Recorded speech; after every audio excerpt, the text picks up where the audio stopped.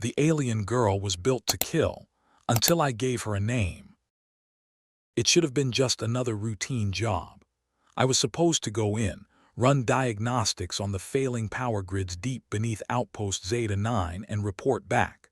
Standard engineering sweep. No life forms detected, no active systems beyond emergency lighting. A 3-day deployment tops. But when I reached the sublevels, past the echoing silence of forgotten stairwells and the flickering bones of old defense drones, I felt something shift. Not in the walls, not in the circuits, in me. Something cold and alive breathed against the edges of my instincts like I was being watched by something that had been starving for far too long. I should have called for extraction then. I should have turned around. Instead, I followed the hum. That low, deep hum. It pulsed irregularly like a heartbeat that didn't know how to be steady anymore. And I found the door. Reinforced 12-inch alloy, scarred with claw marks like something inside had tried to rewrite the metal with its own desperation. Above the locking mechanism in peeling red stencil were 2 words: biohazard containment. I paused, checked my reader again. No bio signs, no atmospheric variants. No reason for the unease crawling up my spine like mechanical spiders. But the panel blinked once. Green. Unlocked. Someone had overridden it remotely or long ago. Either way, it opened for me like a mouth too eager to bite. I stepped inside. Darkness greeted me thick and wet like ink soaked in breath. The light on my suit flickered, stuttered, then stabilized, revealing the cell. And her. She crouched in the far corner, naked except for what looked like scraps of fur clinging to her shoulders, her back, and the curve of her thighs. Her hair, white and impossibly long, flowed around her like a forgotten river of light. Her skin was a pale lavender smudged with grime and dried blood clinging to a frame that looked too frail to still contain life. Her ears flicked toward me sharp and pointed like a fox's, twitching at the sound of my breath. Her eyes opened, and I forgot how to move. They weren't eyes in the way we define them. They were stars, alive, ferocious, and yet terrified. I didn't speak. I didn't reach for my weapon. I just stood there as her body tensed, prepared to launch or lunge or die. But she didn't move. Her lips parted dry and cracked, but no words came. Only a sound. A whimper, small, fragile. My training kicked in slowly like an old engine. "It's okay," I whispered. "I'm not here to hurt you." Her head tilted animalistic the way a creature might study a flame not knowing if it gives warmth or burns. "I'm human," I added, which sounded stupid because of course I was. But maybe to her that meant something, or nothing at all. She didn't answer, but her knees gave way and she slumped to the floor, trembling. That's when I noticed the empty bowl in the corner. Metal, scratched, licked clean so often the base was mirror shiny. No food, no water. My throat tightened. I opened my pack, pulled out a protein bar, and peeled it slowly so she could see. Then I knelt, leaving it on the floor between us, and backed away. She stared at it, stared at me, crawled forward, snatched it with one clawed hand and devoured it like a dying thing clinging to a final breath. She didn't chew, just swallowed in savage gulps, eyes never leaving mine. I gave her more, another bar, then water. She drank until she choked, then drank again. I don't know how long we stayed there. Minutes, hours. She curled near the corner after that, eyes half-lidded, too exhausted to be afraid anymore. I activated my helmet's recorder. "Commander," I whispered, "I've encountered an unknown life form in cell B-17. Female, humanoid, malnourished, non-hostile, requesting immediate medical evaluation and containment protocol. She's not what the logs say. She's not a monster." The response was instant. "Negative. Do not engage further. Subject is classified. Isolate and await removal team." But I knew what that meant. Removal team didn't mean rescue. It meant silence, erasure. I turned off the recorder. I stayed. Each day I brought her food, water, blankets. I fixed the broken lighting in her cell, installed a vent for fresh air. The more I gave, the less she flinched when I came close. She began to mimic my movements. When I said eat, she repeated the sound, clumsy and low. Eat. I started calling her Lyra. It felt right. I didn't know if she understood at first, but one day when I was climbing down the access shaft with my usual supplies, I heard it. Lyra. My hand slipped on the ladder rung. She was waiting, sitting upright, now wrapped in the thermal blanket I'd given her. Her ears perked up as I approached, and for the first time she smiled. It was tiny, barely more than a twitch of the lips, but it made my heart beat louder than any alarm ever had. She touched my arm once, just a finger brushing the sleeve of my uniform like it was sacred. Her claws were dull now. She didn't sharpen them anymore. "You're healing," I said. "You're not alone anymore." She tilted her head. "Not alone." I began to teach her slowly. Words, touch, warmth. I learned, too, how her body responded to light, how her skin flushed darker shades of violet when she was confused or embarrassed or curious. She was quick to learn, too quick. Like language wasn't new, just buried, suppressed. One night I found her curled near the door waiting for me. She stood as I entered, approached without hesitation, and placed her hands, those once feral claws, on my chest.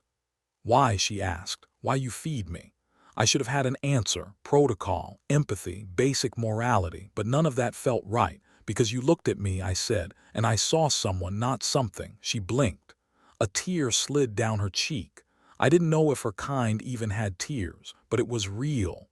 And then she did something I'll never forget. She leaned forward and pressed her forehead to mine. Her breath was warm.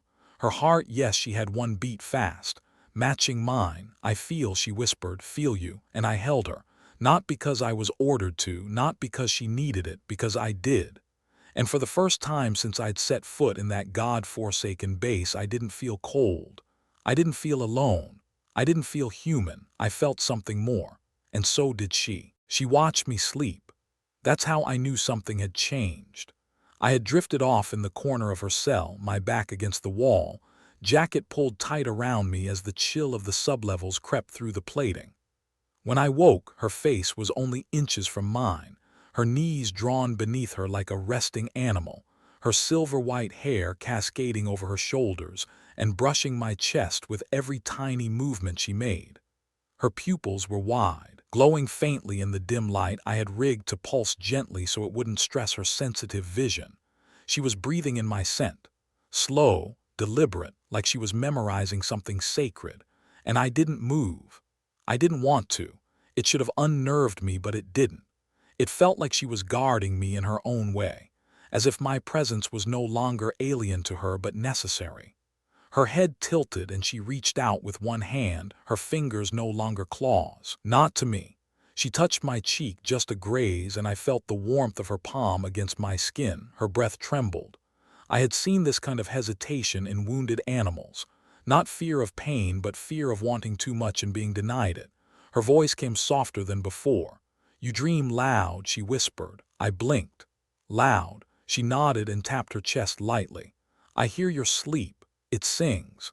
That made me smile, and she blinked again as if surprised by the movement. She mirrored it, the corners of her mouth lifting with some effort, as though the muscles were unaccustomed to the shape.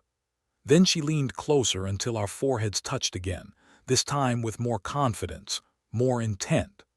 I could feel the tips of her ears brush against mine and the tickle of her hair around my jaw. The heat between our bodies wasn't imagined anymore. It was building, steadily, pulsing in the space that separated us, and I wasn't the only one feeling it. She pulled back just enough to look into my eyes. Her lips parted, but the words didn't come yet. Instead, she lowered her face, sniffed at my collar, her nose brushing the base of my neck. I stiffened slightly but didn't stop her. "You smell like storm," she murmured.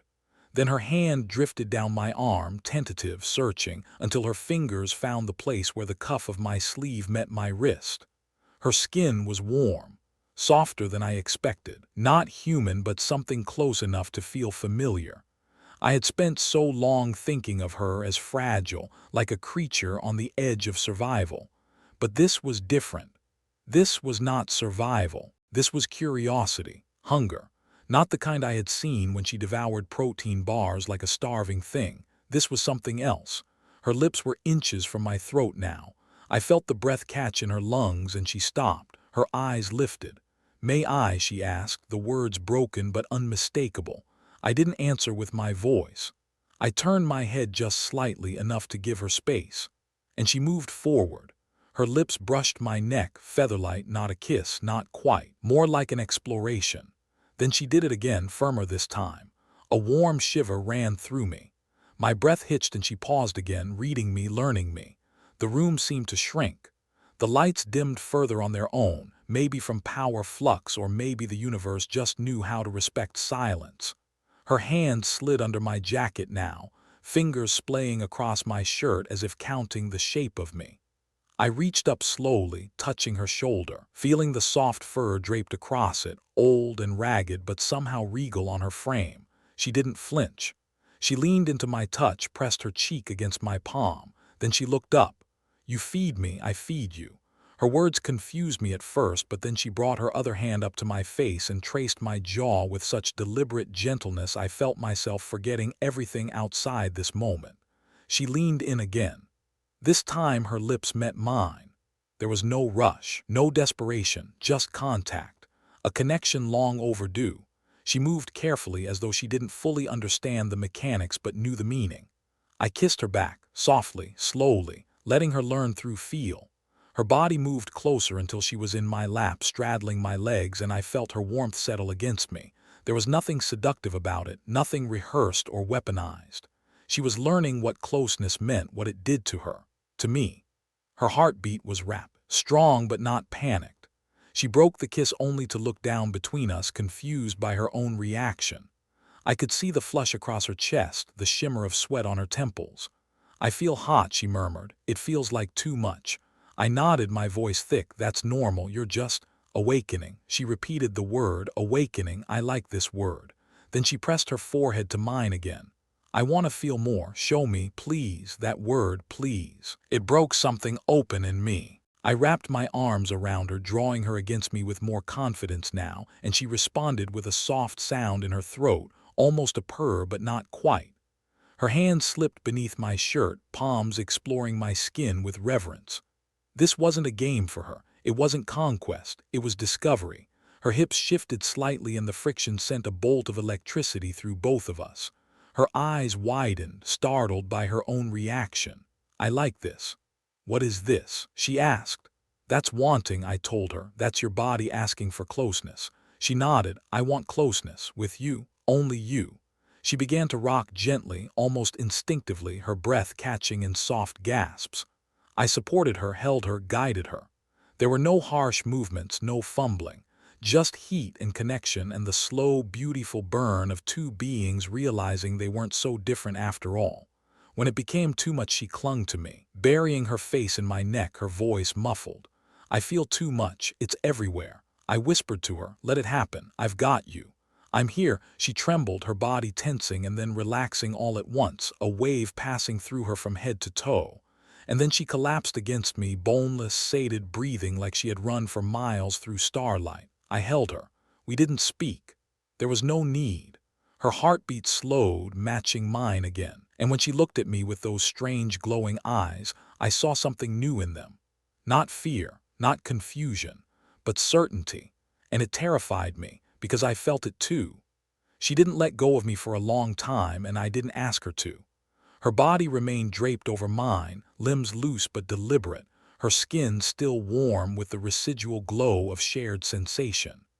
Every time her chest rose against mine, I felt the rhythm of her breath align closer with mine, as if she were trying to synchronize not just her lungs but her entire being to my presence.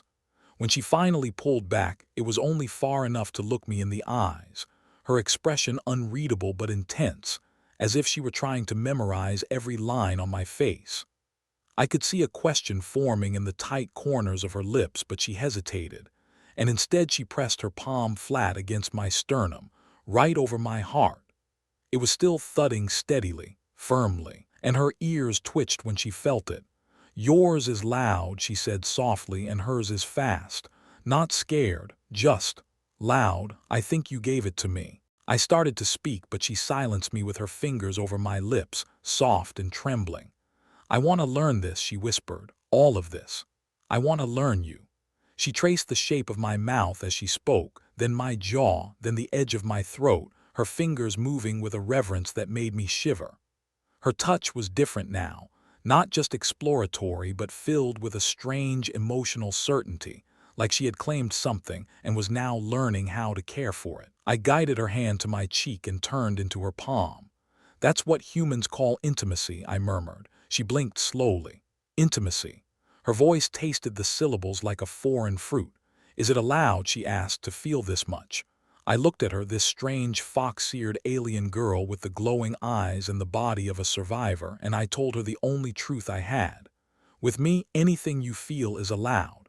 She looked relieved but not surprised. "I think," she said. I was waiting for someone to say that. Her forehead pressed to mine again, and she stayed like that for minutes, just breathing and trembling slightly, like someone thawing after a long freeze.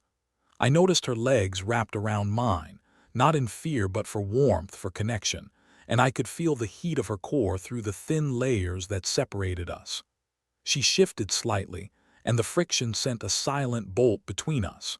Her breath caught, and so did mine. That's when I saw her eyes flare brighter, not just with light but with hunger. Not the hunger of the starving beast I had first met, but something deeper, more dangerous, more alive. Her voice dropped to a whisper. "I want more." I didn't move. I didn't breathe. She leaned down, her lips brushing the shell of my ear. "Please," that word again, like a prayer, like permission. I nodded, and she responded with a slow grinding of her hips against mine, more controlled now, more aware of her power. Her hands explored me with increasing boldness, slipping under my shirt, feeling the hard lines of my abdomen, tracing the ridge of my ribs with her thumbs. Her claws had dulled from disuse, filed down by the stone floor in time, and all that remained now were soft, capable fingers that learned by doing. Her tongue flicked across the skin of my throat, tasting salt, heat, emotion. "You feel like stars," she murmured. "Like I'm holding something vast." I could have laughed, but I didn't, because I felt the same. Her body pressed harder against mine, her breath quickening with every tiny movement, and the flush that spread across her cheeks deepened into a rich purple that glowed faintly under the low emergency lights. Her fur wrap slipped from one shoulder, and she didn't reach for it. She wanted me to see her, not just the body, the whole of her, vulnerable and brave.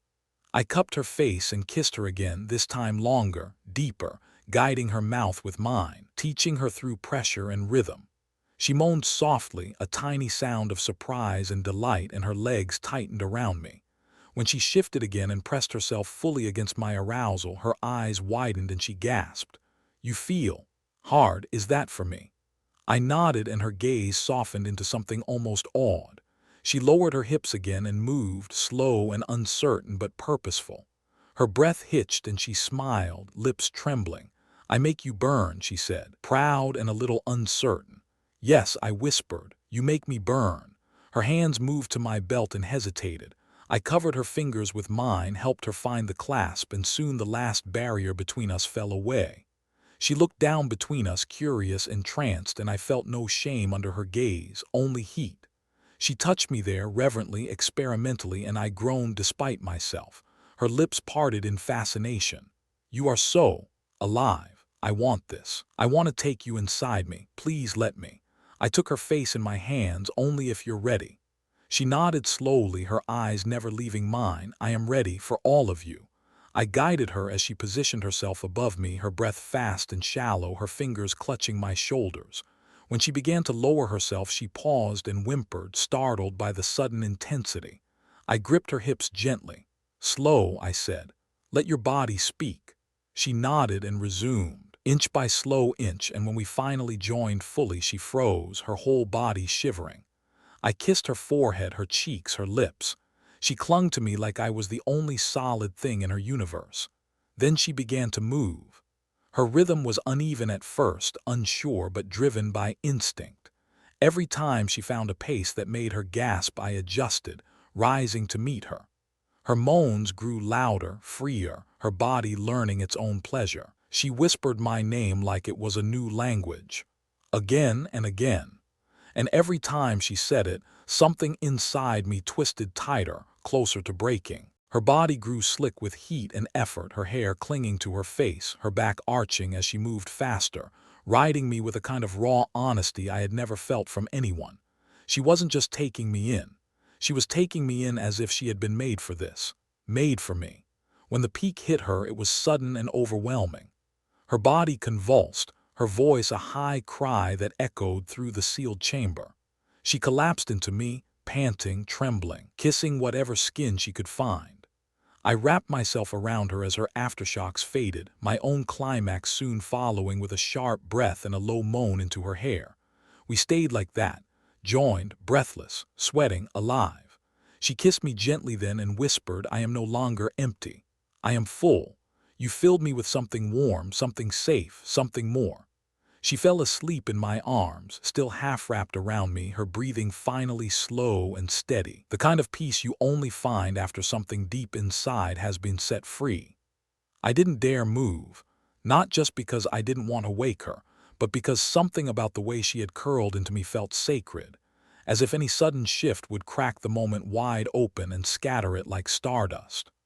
Her ears occasionally twitched as if responding to sounds only she could hear, and her tail, now mostly clean and unknotted, draped lazily over my hip, twitching with some leftover dream. I studied her face in the dim blue glow of the emergency lighting, tracing with my eyes the lines of her cheeks, the gentle slope of her nose, the way her lips parted slightly in sleep. There was something both otherworldly and heartbreakingly human about her when she was like this, unguarded and warm, like a girl who had never known war or starvation or cages. I didn't know what she would be when she woke up. I didn't know what this made us, but I knew with the certainty of gravity that I couldn't go back to being just a survivor drifting through the galaxy. Not after this. Not after her. Hours must have passed. The atmosphere regulator hummed in the background like a distant lullaby. When she stirred, it was subtle, a tightening of her arms around me, a murmur against my chest, then a long, quiet sigh as she opened her eyes. Her gaze met mine with none of the confusion I expected. Instead, it was calm, clear, and strangely radiant. "You are still here," she said simply. I nodded. Where else would I be? Her fingers ran down the side of my chest slowly, like she was making sure I wasn't a dream. "I thought maybe it was a mistake," she whispered. "That maybe I took too much, that I was too hungry."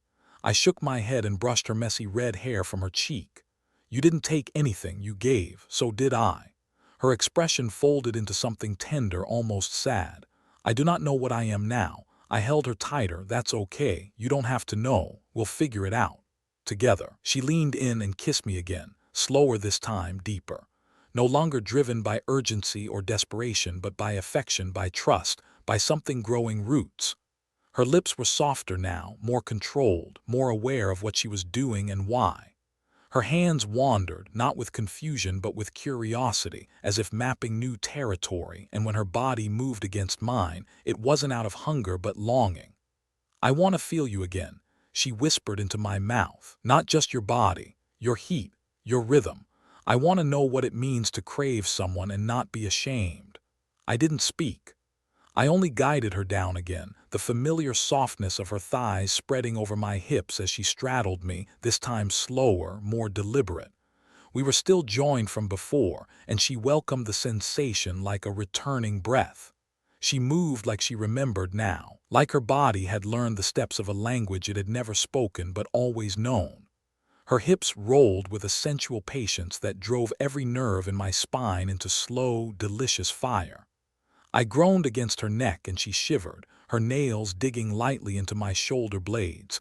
Not enough to hurt, just enough to mark. "You're mine," she whispered, not like a command but like a realization. "You are the first thing that ever tasted real." I wrapped my arms around her waist and lifted her slightly, just enough to change the angle, and the way her eyes flew open and her mouth fell open in a breathless gasp made my heart stumble. "There," she moaned. "Yes, there." She rocked against me with growing tension, the speed building, the softness giving way to something rougher, hotter, her control slipping. She began to chant my name between gasps like it anchored her, like without it she might float apart. Her body shuddered again, another orgasm taking her in waves, her voice cracking with pleasure. And even as she climaxed, she didn't stop moving, didn't stop clinging to me like I was her only reality. When I came, it hit like lightning, blinding and absolute, every muscle in my body locking as I emptied myself into her with a groan torn from somewhere deep. We collapsed again, tangled and soaked in sweat, her skin damp and glowing faintly with that strange alien energy that pulsed strongest when she was most open. She kissed me everywhere she could reach, soft and tender, then lay her head on my chest. "You broke something in me," she murmured. "But it doesn't hurt. I think it needed to break, the walls, the emptiness." I said nothing. I just held her as long as I could. When we finally stirred, it was only because the alarm lights flickered in the ceiling, a distant signal from the ship's core that systems were stabilizing. She sat up, still bare and beautiful in the pale light, and looked at the doors we hadn't touched since entering this chamber. "We should go," she said. "There's more beyond this room, more to see, more to feel." She dressed slowly, wrapping her fur robe around her again, though this time she wore it open at the front, unapologetic. Her body language was different now, not cocky, not shy, just aware. She caught me staring and smiled, not teasing but grateful. "I didn't know I could feel beautiful. You make me feel like I am." I stood and dressed too, my legs shaky from more than just the physical. I walked toward her, touched her cheek, then kissed her once more softly. "You are. Not because of what you look like, because of what you are." She took my hand in hers and held it like it mattered. Then we walked toward the sealed doorway, still hand in hand. The panel hissed and opened, revealing a hallway lined with ancient symbols and low lights that flickered like stars. She leaned against me as we stepped forward. "Tell me," she asked, "will you still want me when I am no longer strange and new, when I am no longer learning?" I looked at her and saw the answer written already in the curve of her lips, in the way her fingers fit between mine like they'd been carved that way. "I'll want you when you are everything you've never dared to be, when you're loud and messy and fully alive. And I'll want you still when you're quiet and unsure. I want all of you." Her smile was small but radiant. "Then I will keep becoming, for you, for me, for whatever we are now." We walked deeper into the heart of the ship, the soft hum of awakening systems around us, our bodies sore but satisfied, our hearts slowly sinking like twin signals across time. She squeezed my hand again and whispered, "I don't feel hungry anymore. Not for food, not for escape, just for you, always you." The chamber pulsed around us like the beating of a wounded heart, the soft hum of the stasis coils above giving way to a flickering tension that neither of us spoke about, yet both of us felt crawling under our skin. Her breath, still uneven, brushed against my shoulder as I held her close, the cooling air unable to erase the heat that had passed between us. My fingertips still remembered the feel of her back, her ribs, the gentle rise and fall of her chest against mine, as if her body had been trying to learn the rhythm of life from me. Her voice finally broke the silence, soft but trembling with something new. "What happens now?" she asked, her hand barely moving on my arm, yet I felt the pressure like a silent plea. I swallowed hard because the truth was, I didn't know. Outside the vault, the world we knew was already gone, and what lay ahead was as uncertain as the flickering stars that used to shine through the cracked dome above. "We move forward," I said, my voice rougher than I intended, but I forced a smile anyway, even if it felt hollow. "We find out what you're meant to be, and maybe we decide that it's something better than what they made you for." She tilted her head slightly, her fox-like ears twitching as if catching something I couldn't hear, some vibration in the air that made her eyes narrow with an alertness I hadn't seen before. Her body tensed beside me, and suddenly I understood. We weren't alone. The moment shattered like glass under a hammer. A screeching alert tore through the silence, loud and dissonant, followed by the hiss of automated doors unsealing somewhere deeper in the complex. She sprang to her feet with a grace that defied the weight of exhaustion that must have still dragged at her bones, and I followed, grabbing my pack, slinging it over my shoulder as I listened to the voice that crackled through the overhead speakers in garbled, half-broken syllables. "Containment compromised. Unauthorized genetic drift detected. Anomaly awake. Terminate subject Delta 3 immediately." Her eyes locked onto mine with something between terror and rage. "That's me. she whispered, her voice brittle, and I nodded without hesitation. Then we're not staying here. She didn't argue. We ran. The corridor outside the chamber stretched like a throat made of metal and concrete, lit by panels that flickered in half-life, casting her face in intermittent flashes that made her look more alien than ever, more like the weapon they feared and less like the girl I had just held. But I didn't see a monster. I saw someone fighting to be more than what she was made for. I saw someone who didn't want to be alone anymore. The floor trembled beneath our feet as the facility's defense systems came online, turrets descending from hidden panels in the ceiling, scanning with soft whirs and glowing red lenses. We ducked behind a wall support just as the first laser pulse hissed past, scorching the wall where my head had been a second before. She looked at me, her chest heaving, and then closed her eyes for a moment too long. The air changed. It was subtle, but I felt it. A strange static, a buzzing tension crawling along the floor through the walls, humming like distant thunder. The turrets froze mid-pivot, then they sparked. All at once, every piece of machinery in the corridor began to malfunction, smoke curling from their cores as circuits shorted and lenses shattered. Her eyes snapped open, glowing faintly in the dying light. "I didn't mean to," she whispered, but there was no fear in her voice now, only awe. "I just didn't want them to hurt you." I stared at her, the implications swirling in my mind like a storm. She wasn't just a subject, a test, or a weapon. Whatever they had put inside her, whatever code or power or thing they were trying to control, it was waking up, and it wasn't bound by their rules anymore. "We need to keep moving," I said, and she nodded, still watching the smoking remains of the corridor like a child who had just realized she could break her toys by thinking too hard. We moved fast, through maintenance shafts and forgotten tunnels buried beneath the surface structure, bypassing security checkpoints that had long since gone silent. Everywhere we passed, systems blinked and died. Cameras shorted out, lights flickered, locks disengaged as if the facility itself was surrendering to her presence. I asked her once in a low voice, "Is this you?" She hesitated before answering. "It's like the world listens to me now. Parts of it, machines, systems. I don't tell them what to do. They just feel what I feel, and they react." It was terrifying. It was beautiful. It was more than any human mind was designed to comprehend. But she wasn't human, and I had no choice but to believe in her, because the alternative was leaving her behind, and I couldn't do that. We reached the external loading bay as the sun began to rise, a sliver of orange light cutting across the mountain ridges in the distance, staining the sky with the promise of something warmer. She stood at the edge of the platform, looking out, and for a moment I thought she would leave me. Her ears twitched.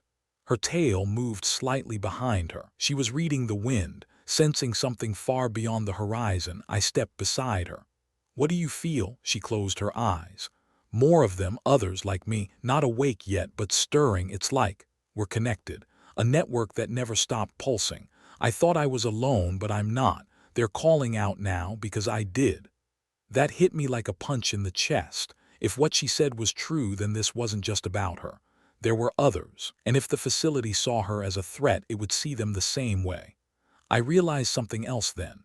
The people who created her weren't going to stop, they were going to hunt us. Because to them she wasn't a girl, she was a failure of control, a weapon gone rogue, a system corrupted. I turned to her, heart pounding.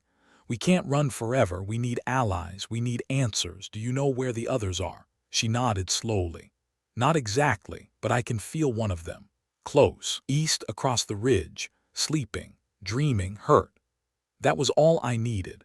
We descended from the platform and began our journey toward the unknown, toward the others, toward the truth. And as the sun rose higher and her shadow stretched beside mine, I knew one thing for certain. Whatever this was, wherever it led, I wasn't going to let her face it alone. The path east was nothing like the sterile corridors of the lab or the scorched ruins we left behind. It was wild and raw and full of teeth. The kind of terrain that reminded you the world didn't care if you lived or died. Especially out here where the sky bled orange by day and turned violet by night.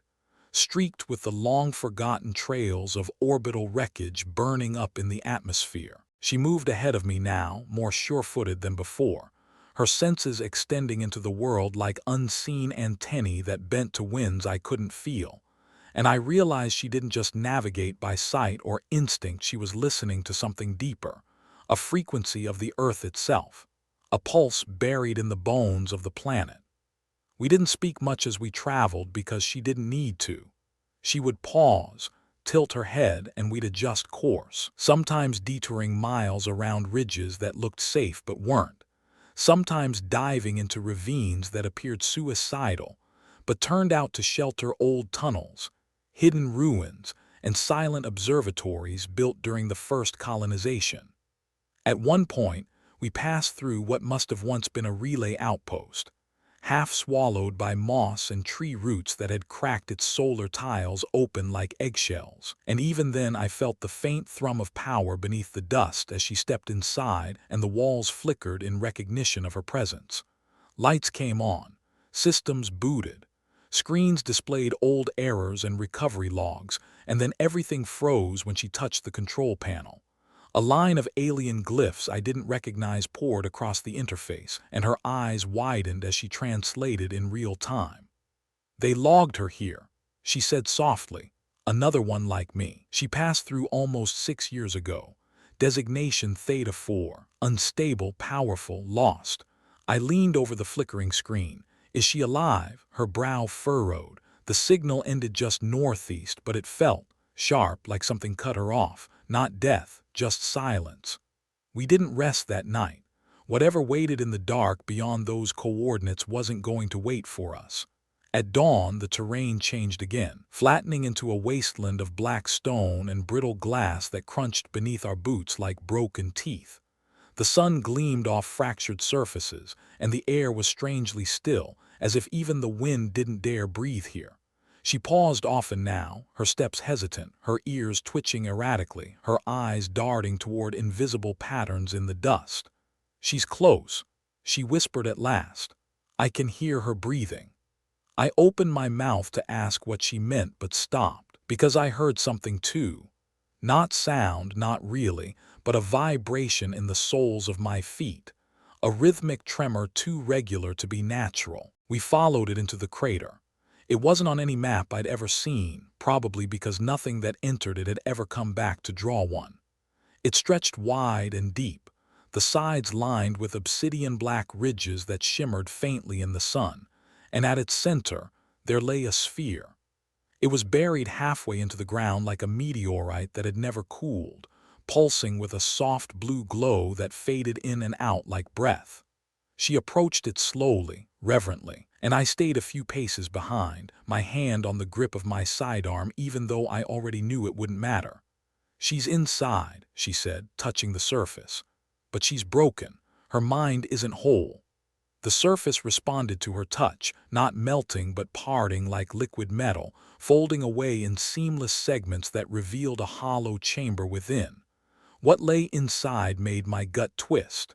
A girl, younger than the one who walked beside me, no older than 16 if she had aged like a human, floated in the center of the sphere with cables sunk into her spine and limbs, her body covered in scars that looked grown instead of cut, as if her skin had erupted from within and then sealed itself again. Her eyes were open. They were glowing white, and she was humming.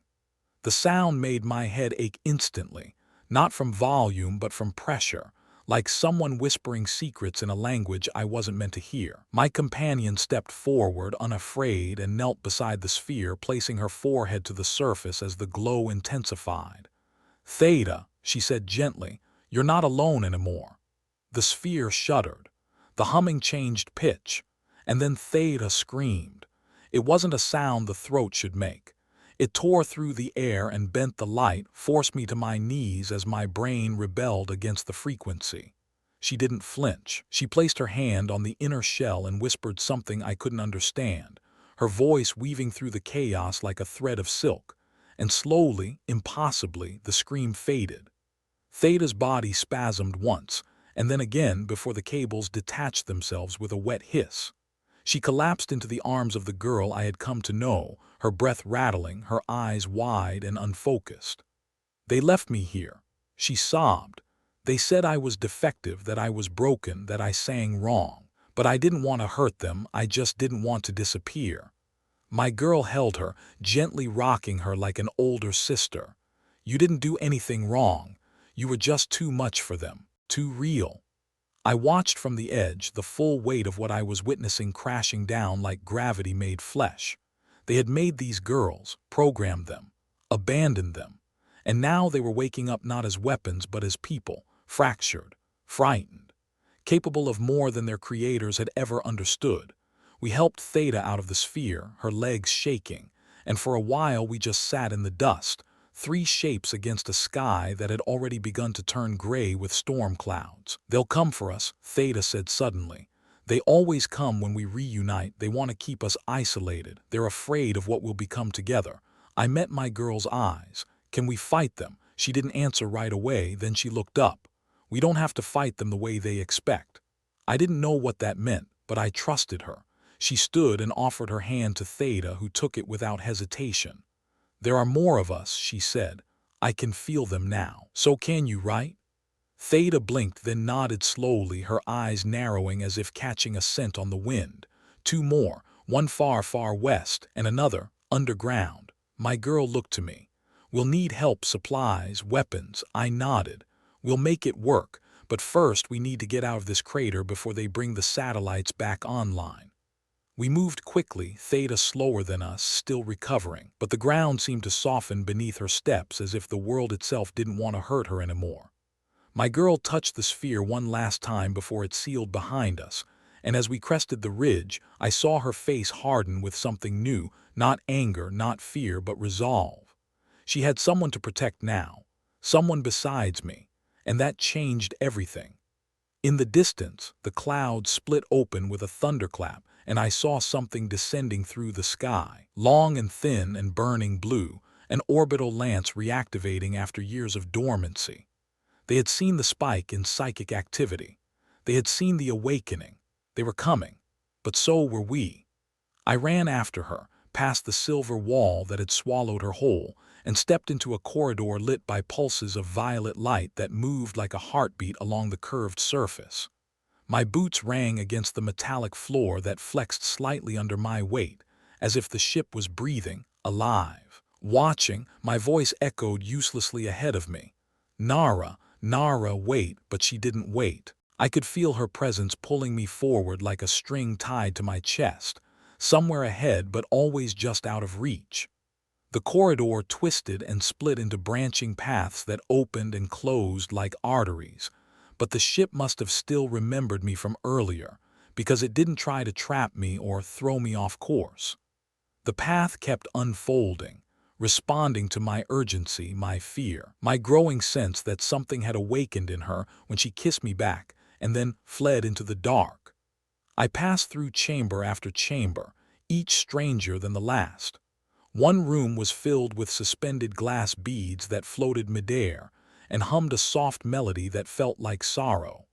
Another held holographic memories that flickered into existence as I passed through, fragments of Nara's face looking frightened, lonely, barely more than a child with blood on her lips and glowing claws pressed to her temples as if trying to crush the thoughts out of her own head. There were others, scenes I couldn't process. A hall of bodies suspended in tubes, twisted and stilled, human shapes and things like Nara, others I didn't have names for. Was this what she meant by before? Were these her sisters, her predecessors, her victims? I didn't stop. I couldn't. The ship was whispering now, a constant stream of murmurs just below the range of comprehension, like a dozen voices trying to speak through a wind tunnel. Then it spoke clearly.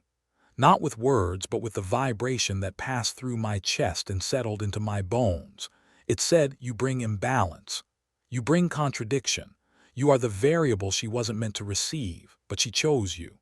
She opened to you, that cannot be undone. That should not be." My pace slowed. For the first time, I saw not just architecture, but intention in the way the ship was built. It wasn't designed to be a place to live or even to fly. It was a mind.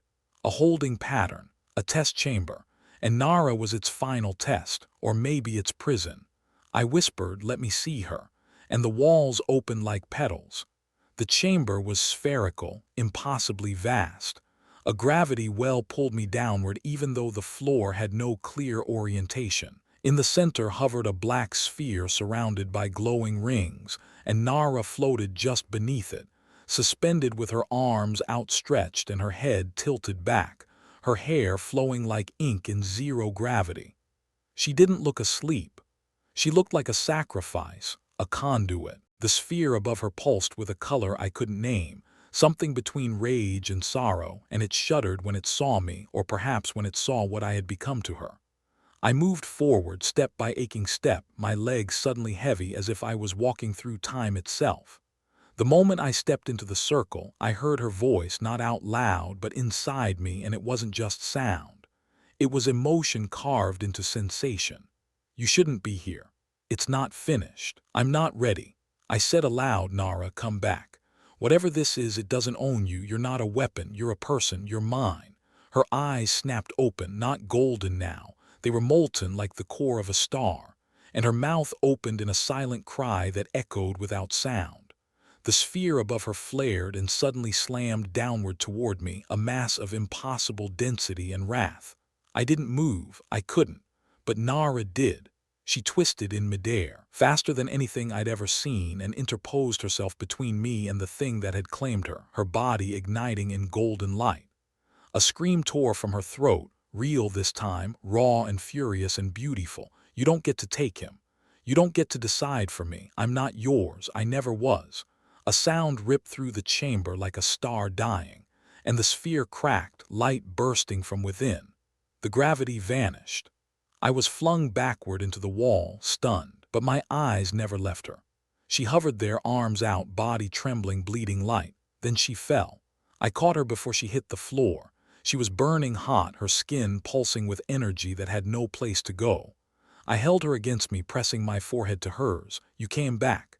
She whispered. "I didn't want to leave, but I was afraid. I thought I'd hurt you. I thought I'd lose myself. You almost did, but you didn't. You fought it. You chose." She laughed weakly, and her breath was fire. "I chose you. I don't even understand why. I just knew." I kissed her again, not gently, not cautiously, but with everything I had left.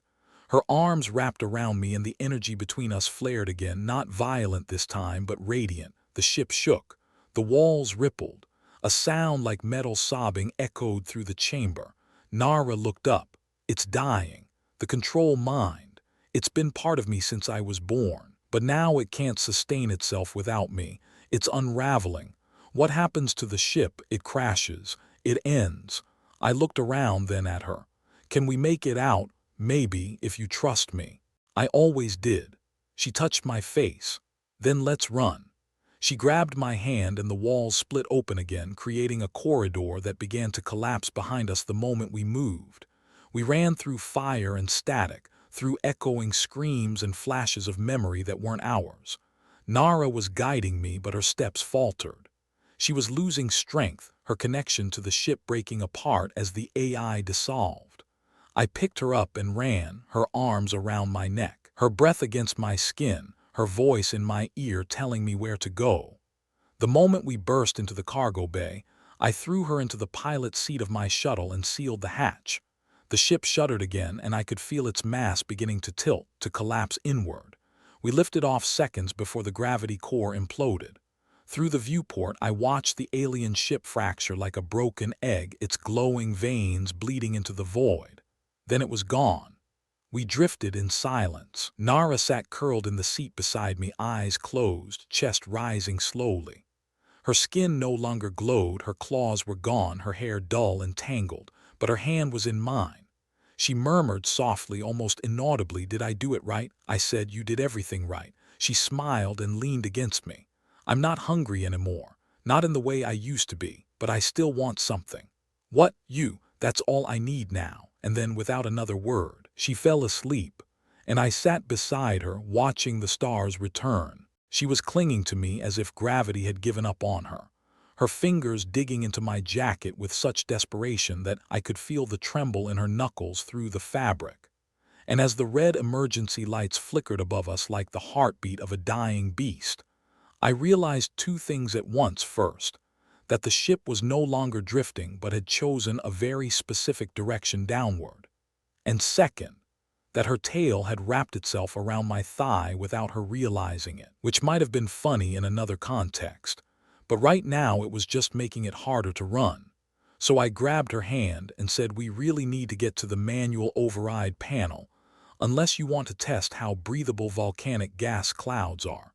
And she blinked at me with those molten silver eyes, and asked if that was an Earth idiom for something sexual, which made me bark out a laugh I instantly regretted because the floor jolted, the ceiling cracked, and a panel slammed down behind us, sealing off the only way back to the cargo bay.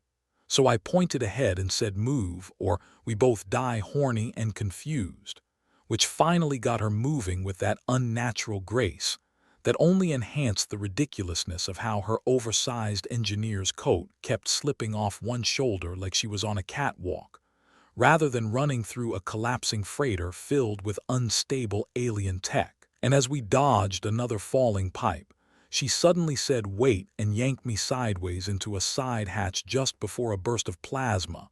Fire scorched the corridor we just vacated. And while I was still catching my breath and trying to remember how to stand, she pressed her hands to my chest and whispered, "Thank you. Not for saving her life," she said, "but for treating her like she had one to begin with." And I was about to say something unbearably profound and probably a little stupid, when a tiny floating maintenance bot drifted into the room, beeped a polite warning, and then exploded in a dramatic puff of smoke and sparks that somehow managed to trigger the emergency sprinklers, soaking us both in ice-cold recycled water, while a recorded voice began calmly announcing that critical systems failure was now irreversible, and all personnel should make peace with their gods or nearest sentient beings, which prompted her to snort and ask if I counted. And I told her not unless she wanted to worship bad jokes and broken tools. And just as I was about to lead us back out through the side hatch, she suddenly froze, her ears twitching, and her eyes going wide as she stared at the wall behind me, and hissed that something was watching us. Not someone, but something. And I turned slowly, half expecting a survivor, maybe one of the raiders or scavengers we'd thought were long gone. But no. What I saw was far stranger, because glowing faintly from behind a cracked maintenance panel was a web of organic wiring pulsing like veins. And at the center of it all was a single red orb blinking slowly like an eye. And when it blinked a second time, the lights dimmed, the sprinklers stopped, and the ship suddenly became too quiet, as if it were holding its breath. And that's when I remembered the logs I'd skimmed weeks ago. The ones about the previous crew vanishing mid-route and the cargo manifest being redacted under multiple planetary security protocols. And I realized we weren't just running from a crashing ship. We were inside something alive, something aware. And she said softly, in a voice that trembled at the edges, that she could feel it too, not in her skin, but deeper, like a memory trying to surface from someone else's past. And I said, "We need to get out of here now." But the hatch behind us had sealed shut, and the only way forward was through the wall of cables that now writhed faintly like they were breathing. And when she stepped forward and reached out a hand, they parted for her like she'd whispered a secret they remembered, revealing a narrow passage lit by a dim green glow. And as we walked inside, I tried not to think about how much the walls looked like muscle and sinew instead of metal and wiring. And then she asked if I'd ever accidentally walked into the stomach of a sentient ship before, and I said not recently. And she gave me this look that was part terror and part amusement, and completely unfair because even now, with death literally pulsing around us, I couldn't stop noticing how the water had plastered her hair against her skin, and how her lips were still slightly parted like she was mid-thought. And maybe I should have been thinking about escape routes or survival odds, but my brain was busy calculating exactly how many seconds we'd have to live if I kissed her right now and she kissed back, and whether that number would feel like enough. And then suddenly, the passage opened into a chamber unlike anything I'd ever seen, with walls that shimmered like liquid crystal and a floor that pulsed gently underfoot. And at the center was a console made entirely of what looked like bone and glass, and hovering above it was a hologram, not of a person, but of her, only older, dressed in ceremonial armor, and speaking in a language I didn't understand but that made her eyes widen and her lips move soundlessly in sync. And I asked her what it meant, and she said in a hollow voice that this was a memory implant, a preserved echo of what she was meant to become, not a scavenger or stray or outcast, but a key, a conduit, a bridge between minds and machines. And I said that sounded like a lot of responsibility for someone who still didn't know how to use a wrench properly, which made her laugh harder than the situation deserved. But I think that was the point, because the room seemed to relax with her laughter, the walls pulsing more gently, the air clearing slightly. And I realized that whatever intelligence ran this ship, it was watching her, responding to her, maybe even waiting for her. And just as she stepped toward the console, the ship shuddered violently, a fresh warning sounding in a lower register this time. And the hologram flickered, showing for a brief second an image of a planet I didn't recognize, but that she clearly did because she went pale and said that's where it began, where she was created, and where they tried to destroy her when she failed to obey. And I said then maybe it's time to go back and return the favor. And she looked at me like I was mad, but also like maybe she was too. And before either of us could talk ourselves out of it, the console lit up, and a low voice filled the chamber speaking perfect Terran, and asking if the key had brought a chosen. And I opened my mouth to ask what that meant when she turned to me and said nothing at all, just took my hand and placed it on the console with hers, and everything went white. The silence that followed her abrupt declaration stretched longer than it should have, but I was too stunned to speak. Because when a fox-eared alien girl, who was once an empty biological weapon forged for obedience and destruction, suddenly says she wants to cook for you as a way to express her independence and affection, your brain just stops working for a moment. So I nodded slowly, unsure if I was dreaming, or if this was just the beginning of another chapter of absolute chaos disguised as progress. She clapped her hands with such eager pride that I almost laughed, except I noticed her tail was twitching in a very specific rhythm that I had come to associate with her trying to suppress some sort of complex emotion, like fear, or excitement, or possibly the desire to scream. Which, honestly, summed up how I felt most days since we crash-landed together in the middle of nowhere, with a stolen AI core and a frying pan made out of spaceship debris she insisted was ideal for galactic omelets. I watched her gather ingredients from the crude food stores we'd assembled, which included freeze-dried algae chips, concentrated protein paste, and something that looked suspiciously like a glowing cactus that bit me once when I poked it. She hummed while mixing them in a bowl fashioned from a shattered cryopod, and I tried not to panic, because every time she took initiative, the universe seemed to respond by making things worse in the most surreal ways. Like that time she declared she wanted to learn human mating rituals and accidentally reenacted a combat takedown maneuver that left me unconscious for 4 hours. But I digress. The scent wafting from her concoction was strangely sweet, like caramel, if caramel had been genetically modified by a race of scent-blind space jellyfish. She smiled wide as she presented the final product, which was bubbling slightly and occasionally twitching, as though it had regrets about existing. I took the smallest possible bite, out of respect, and also because she was watching me like a hopeful puppy that might explode if disappointed. And surprisingly, the taste was not entirely terrible. In fact, it was shockingly palatable, until the aftertaste hit and I realized with horror that my tongue had gone completely numb. She blinked at me with concern and asked if that was normal for a successful human meal, and I tried to answer, but my mouth had temporarily forgotten how to form words. So I gave a thumbs up while internally screaming, and she giggled, clapping her hands with joy, which made it worth it somehow, even as I stumbled backwards into a crate and knocked over our only stash of clean water. She didn't even scold me. She just looked concerned and gently helped me sit down, while her tail curled around me like a fuzzy brace, and I found myself smiling stupidly despite the tingling in my face. She promised she'd make a better version next time, with fewer stinging ingredients, and maybe something she hadn't found growing inside an abandoned alien skull. Then, before I could recover or regain the ability to speak fluently, the emergency beacon we'd kept dormant in case of discovery suddenly lit up with a violent red pulse.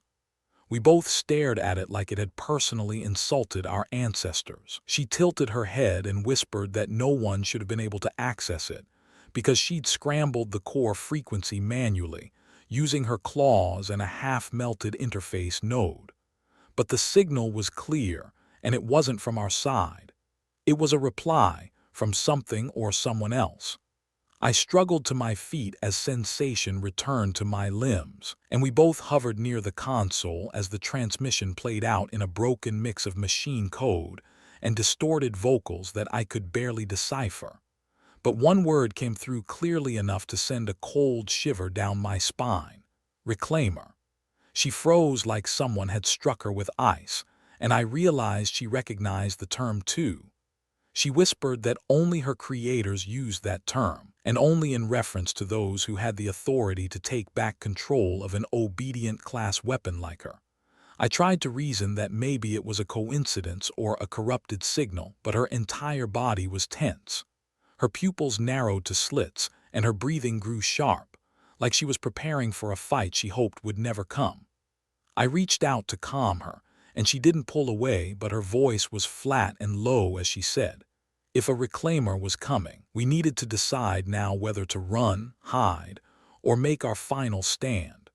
And while I hated every option, I also knew this was the price of keeping her by my side. She wasn't just an alien girl trying to learn how to cook badly. She was also something that certain people would kill to control or destroy. And I was just a man with a background in engineering and a knack for making really bad life choices. But as I looked at her, eyes still burning with purpose, even through the fear, I found myself speaking before thinking. I told her we don't run, we rebuild, we fight, we protect each other. And maybe, if we're lucky, we learn how to make pancakes that don't cause temporary paralysis. She blinked once, then laughed so suddenly and genuinely that I forgot, for a moment, how close we were to total disaster. Then she hugged me without hesitation, and I felt her whole body relax, like she'd been holding her breath for days and now finally let it out. We had no plan, we had limited resources, and one of us had made a meal that might have been mildly toxic. But we had each other and a stubborn refusal to let the past claim us, and that counted for something, I thought. But then, of course, the universe reminded us it wasn't done messing with us. Because the beacon didn't just pulse once. It kept pulsing, rhythmically, and with increasing speed, which meant whoever was responding was not just saying hello, they were on their way and they were close. I turned to her and she didn't need to ask. I could see in her eyes she already knew. We had maybe hours, maybe less, and yet she wasn't afraid, not anymore. Because she had chosen to live free, and that choice gave her strength, even if it came wrapped in awkwardness, bad food, and cosmic jokes written in binary. She nodded once, grabbed the metal frying pan, and held it like a weapon. And I realized with a strange jolt of clarity that if the reclaimers wanted her back, they were going to have to go through both of us, and possibly her cooking, which was arguably the scarier of the two. The signal didn't stop pulsing, even after we powered down the receiver manually, because whoever was sending it wasn't using a standard protocol. They were forcing their way through the shielding, layer by layer, rewriting the air around us with encoded dominance. And that terrified me in a very specific way, the kind of fear that doesn't scream, but slithers up your spine and makes your skin feel like a borrowed coat. I watched her standing at the edge of the signal array, her tail coiled like a tense spring, her ears twitching toward frequencies I couldn't hear, and her eyes glowing faintly with that unspoken tension I'd learned to dread. It meant something inside her was stirring, not by choice but by design, like an old engine creaking back to life, not because it wanted to move but because someone turned the key. And that someone was calling her home, not with love, not with mercy, but with the clinical authority of a command line. I called her name, not the one they gave her but the one I chose, the one she answered to with a smile. And for a moment I thought it worked, because her fingers curled away from the receiver and she turned toward me, blinking like someone waking from a nightmare. Except then her knees buckled and I barely caught her in time, her entire body trembling like she was resisting something enormous.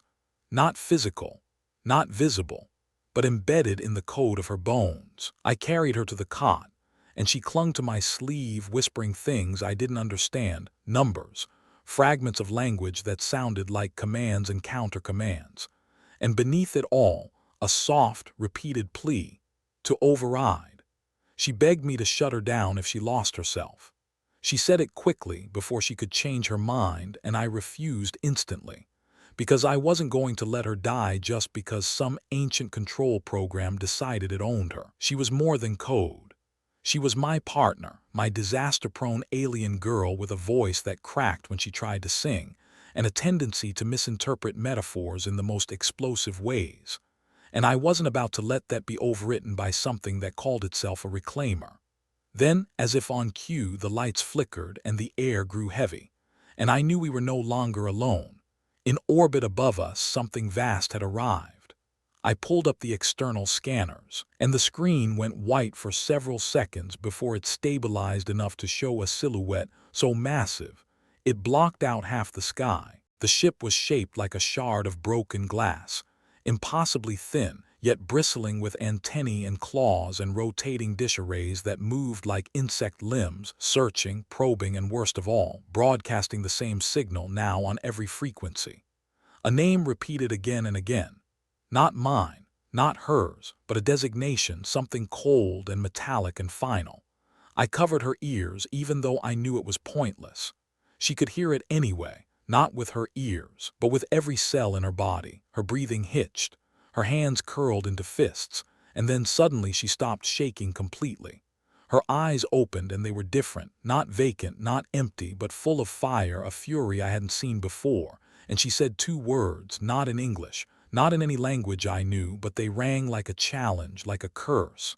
Then she stood up, like she'd never collapsed, like the weight trying to crush her had only sharpened her spine. She told me to get the EMP core from the back room, the one I swore we'd never touch because it could fry half the valley if miscalibrated.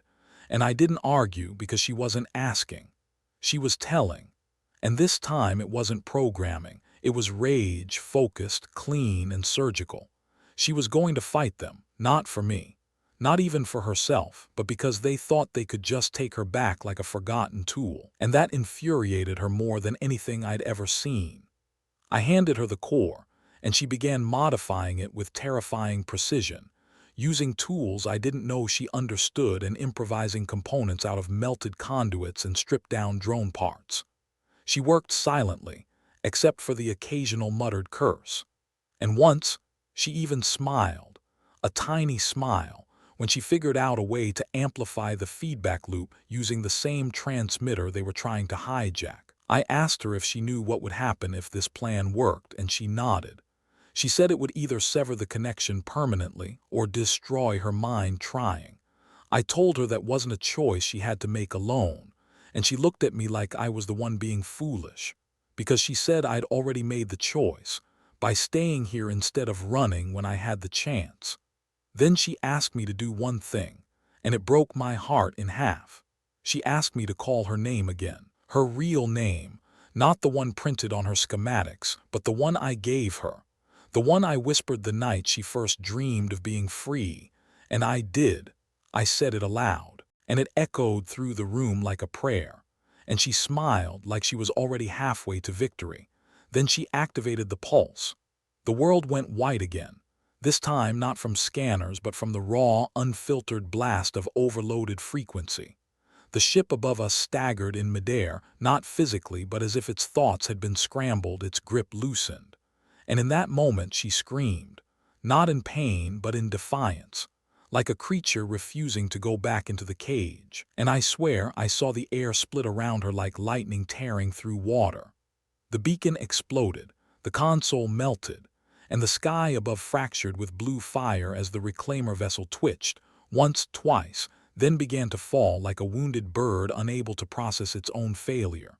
I caught her again, this time before she fell, and she laughed, through the tears, through the smoke, through the static still clinging to her skin. And she said in a voice rough but proud that she did it, that she said no, and it mattered. And I held her like she was the last living spark in a dying world, and whispered that she wasn't just designed to obey. She was born to break that design. And we stayed like that for a long time, amid the ruins of the beacon, amid the collapsing silence of a defeated God machine, watching the stars realign themselves around a girl who chose her own name. And we stayed like that for a long time, amid the ruins of the beacon, amid the collapsing silence of a defeated God machine, watching the stars realign themselves around a girl who chose her own name. The moment her lips grazed mine again, something shifted in the air between us, not just heat or want, but a deeper thread unraveling, some binding tension that neither of us fully understood yet were both helpless to resist. And as her body arched toward mine, a soft sound escaped her. Not hunger this time, not desperation, but curiosity, like a silent question wrapped in breath. And I answered with the slow slide of my hand across the small of her back, feeling the tremble of her spine as if each vertebra had awoken to the concept of touch for the very first time. And when her fingers pressed against my chest, hesitant at first, then bolder as if memorizing the shape of me beneath the fabric, I could feel the pulse in her palm racing to match mine. And we were no longer just human and weapon, man and girl, but two beings tangled in a fragile moment where time had willingly stepped aside to let us figure out who we were becoming. Because in that flickering closeness, she wasn't cold steel or latent threat or forgotten protocol. She was breath and warmth and need. And I wasn't a rescuer or master or commander anymore. I was simply the one who dared to see her, truly see her. And she felt that seeing as if it stripped her down more than any tearing of cloth could. And still she didn't pull away, even as my hand traced the elegant curve of her waist, feeling the faint ripple of muscle beneath smooth lavender skin, even as I leaned in again, tasting the alien sweetness of her breath, laced with something electric and floral like the first storm in a desert of silence. And her hand slid to my shoulders, unsure, exploring, then down my arms as though trying to determine where I ended and where she might begin. And when I whispered her name, not the serial string or identifier, but the name I gave her, the one that meant freedom and rebirth, she shuddered as though the sound itself unlocked something deep within, a floodgate cracking behind her glowing eyes. And when she opened them again, I saw fire there, not the violent kind she had once been built to wield, but the slow-burning, smoldering spark of awakening. And when she whispered again, softly, "Say it again," I did not once but twice, and each time the name passed my lips she grew more human, more real, more present, and her hands found my hips as though learning a rhythm that belonged only to us, tentative but sure. And when our lips met again there was no longer awkwardness or doubt, just the steady build of something ancient and new colliding. And her breath caught when my hand grazed her thigh, not in fear but wonder. And I waited, letting her guide the moment, and she nodded, slow, unsure but willing, and I felt her chest rise against mine, heart pounding wild beneath soft skin that seemed to drink in every touch like sunlight after centuries in shadow. And when I gently laid her back on the blanket we'd thrown down over the polished steel of the old cargo floor, her tails curled protectively then relaxed, slowly, like petals unfurling to light. And the way she looked up at me, not with lust but trust, not hunger but surrender, made me still for a moment, just to memorize it, just to let that image etch itself into me, because no matter what came next, this was the beginning, not of a mission or objective, but of us, two broken things daring to believe in softness again. And I lowered myself over her, brushing back the wild strands of crimson hair from her face, letting my fingers linger at her temple where a faint neural seam once marked her as machine, now faint and warm and forgotten. And when I kissed the spot gently, she exhaled as if no one had ever thought to touch her there, not with reverence or care, and her arms curled around me, pulling me closer, whispering something in her native tongue, breathy and lyrical. And though I didn't understand the words, I felt their meaning in the way her body welcomed mine, in the way her fingers traced patterns down my spine, in the way her knees rose to cradle my hips. And I moved slowly, cautiously, letting each motion be a question, each sigh her answer, and when our bodies finally pressed together, she gasped, not in pain or fear but surprise. A quiet cry muffled against my shoulder as she clung tighter, like a wave learning to crash for the first time. And I whispered to her again, soothing, steady, my voice threading into her breath, anchoring her.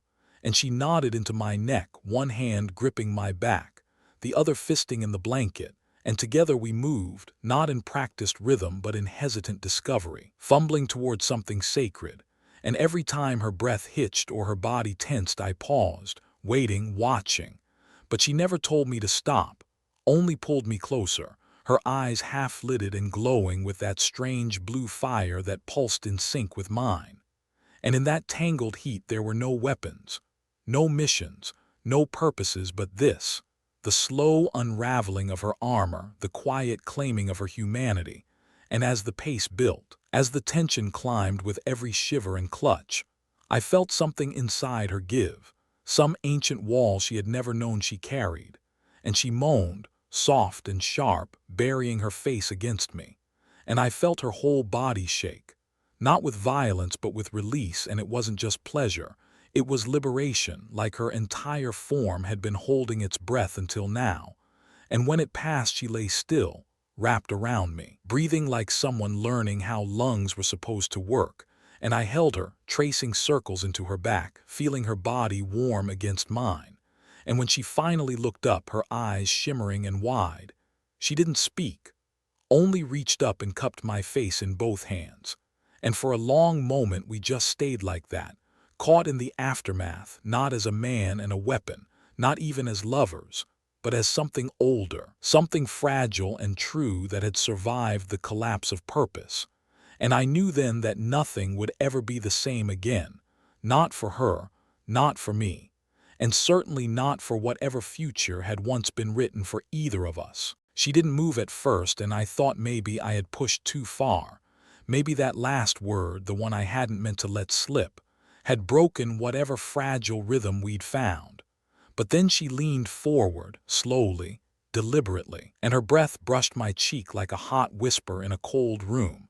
And when her hand lifted and her fingertips touched the edge of my jaw, it wasn't with the tentative curiosity of a machine, but with the growing confidence of someone beginning to believe they were more than they were made to be.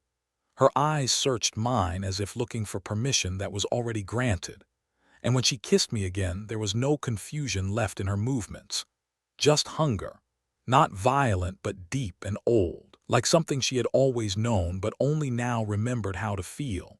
And I responded with my hands cupping her waist, thumbs brushing the soft rise of her lower ribs, where the synthetic tissue met something that pulsed with new warmth. She shivered, and made a sound that wasn't exactly a moan but wasn't silence either. It was discovery wrapped in sensation, and I felt it travel through my chest like a wire had been soldered from her core to mine, the tension building with every movement, every gentle pull of her lips against mine, until she gasped and pulled away just enough to speak, her voice trembling as she said my name like she had never heard it before, like it was a spell. And then she said hers again, not the code, not the designation, but the name I gave her. And I realized she wasn't asking for permission anymore. She was claiming something, and it wasn't just me. It was the moment, the right to want, to feel, to choose. Her hand slid under my shirt, and I flinched at the contact, not because it hurt, but because her fingers were warm now. Not artificially warm, not a programmed temperature, but the kind of heat that came from adrenaline and emotion, from being alive. And I wondered if that was even possible for her kind, but then I decided it didn't matter. Because whatever she was, whatever I was to her, this was real enough for both of us. She explored me with her hands like she was learning a terrain she had only seen on maps, reverent and slow and full of tiny hesitations that made every second feel stretched thin with anticipation. And when I helped her out of the last piece of her synthetic armor, I half expected resistance, shame, uncertainty. But she simply watched my face, gauging every breath. And when she was bare before me, I didn't stare like she was an object or a marvel or a weapon. I looked at her the way she looked at me, like a secret we both decided not to keep anymore. I kissed her collarbone and her breath hitched. I kissed the place beneath her ear, and she let out a sound I wanted to hear again and again. And when I traced my hands along the curve of her back, I felt the tension unraveling from her spine like a release she hadn't known she needed. Our bodies pressed together with a kind of honesty that didn't need explanation, and the rhythm that followed wasn't wild or rushed. It was slow, a careful cadence of want and wonder, every movement made with the quiet understanding that this was new and fragile but also inevitable. She moved above me at one point, and the way her hair fell across her shoulders, the way her eyes locked on mine without blinking, made me feel like I was the one being studied, measured, memorized. And I let her learn me the way I was learning her. And when we both finally trembled and held still, breathless and wrapped in a tangle of limbs and sweat and shivering aftershocks, she didn't pull away. She curled into my chest and whispered something I didn't catch at first, something soft and broken and maybe even scared. So I whispered back that I was here, that I wasn't going anywhere, and I felt her fingers clutch my side like she needed that promise to survive the night. We lay like that for a long time, not speaking, not moving, just breathing together in a way that felt sacred and impossibly ordinary. Until finally she stirred and said she felt strange. Not bad, just different, like something had shifted in her neural architecture, but not in a dangerous way, in a way she didn't know how to explain. And I told her she didn't have to explain. Not yet, maybe not ever. And she nodded and whispered that this was the first time she didn't feel like someone's tool, someone's experiment. That with me she felt like a beginning. And that word stuck with me long after she drifted into a half-sleep, her head on my chest, the sound of her artificial heart now mimicking a human rhythm so perfectly I couldn't tell where the engineering ended and the person began. And for the first time since the war, since the loss and the silence and the scars I tried to hide even from myself, I felt like maybe I wasn't broken beyond repair. Maybe this girl who was never meant to love could teach me how to be whole again just by choosing to be more than what she was designed to be. And as I stroked her hair and watched the first pale light of simulated dawn blink through the cracked ceiling, I realized something simple and terrifying and beautiful. I wasn't just protecting her anymore. I was falling for her. She stirred against me with a slow, deliberate movement, the lingering warmth between us thick like a promise waiting to be fulfilled. And as her eyes met mine, they shone not with uncertainty, but with a fierce curiosity that had blossomed into something far deeper than either of us had expected. Her fingers traced patterns along my chest, as if mapping the territory of emotions she was only beginning to understand, and I responded by drawing her closer, letting the rhythm of our breath set the pace, her lips brushing mine with increasing urgency, not wild or frantic but a steady hunger that echoed the awakening fire within her. And as she shifted her body against mine, the soft rustle of fabric and the subtle scent of her skin wrapped around me, drawing me into the cocoon we'd built from whispered confessions and stolen touches. The world outside ceased to exist, and all that mattered was the delicate dance of flesh and feeling, of discovery and trust, every movement a dialogue spoken without words, every gasp and sigh a chapter unfolding in the story we were writing together. Her hands explored the contours of my shoulders and back with a reverence that made me realize how deeply she cherished each new sensation, how every touch was a revelation that brought her closer to the humanity she'd never known she craved. And I met her exploration with equal tenderness, my palms tracing the curve of her waist and the gentle slope of her hips, marveling at the contrast between the coolness of her engineered skin and the heat that now radiated from her core, a heat born not of circuitry, but of emotion, of connection. And as she leaned into me, her breath mingling with mine in a symphony of whispered promises, I felt the fragile walls she'd built around herself begin to crumble, replaced by a fierce determination to claim the moments we shared, to seize the freedom she'd fought so hard to grasp. Our bodies moved in tandem, slow and deliberate, as if learning a language written in sensation, a language that transcended words and definitions. And when she gasped softly, clutching at my shoulders with trembling hands, I knew she was crossing a threshold, stepping fully into the unknown territory of desire and belonging, the intensity between us mounting with each passing second until it reached a crescendo that left us both breathless and trembling. And in that suspended moment, her eyes locked onto mine with a clarity that sent a shiver down my spine, as if she were silently declaring that this was no longer about survival or duty, but about the profound truth of being seen and accepted in all our flawed, beautiful imperfection. And as the firelight flickered around us, casting dancing shadows on the walls, we surrendered to the exquisite vulnerability of the present, our bodies and souls intertwined in a bond forged not by design but by choice. And when the world finally came rushing back, it was not as a jarring intrusion, but as a gentle reminder of the depth of what we had discovered, a promise that whatever trials lay ahead, we would face them not as captor and captive, but as partners bound by something far greater than either of us had imagined. The night felt unusually still after everything that had unfolded between us, the fire now reduced to glowing embers casting a faint orange hue over her delicate features.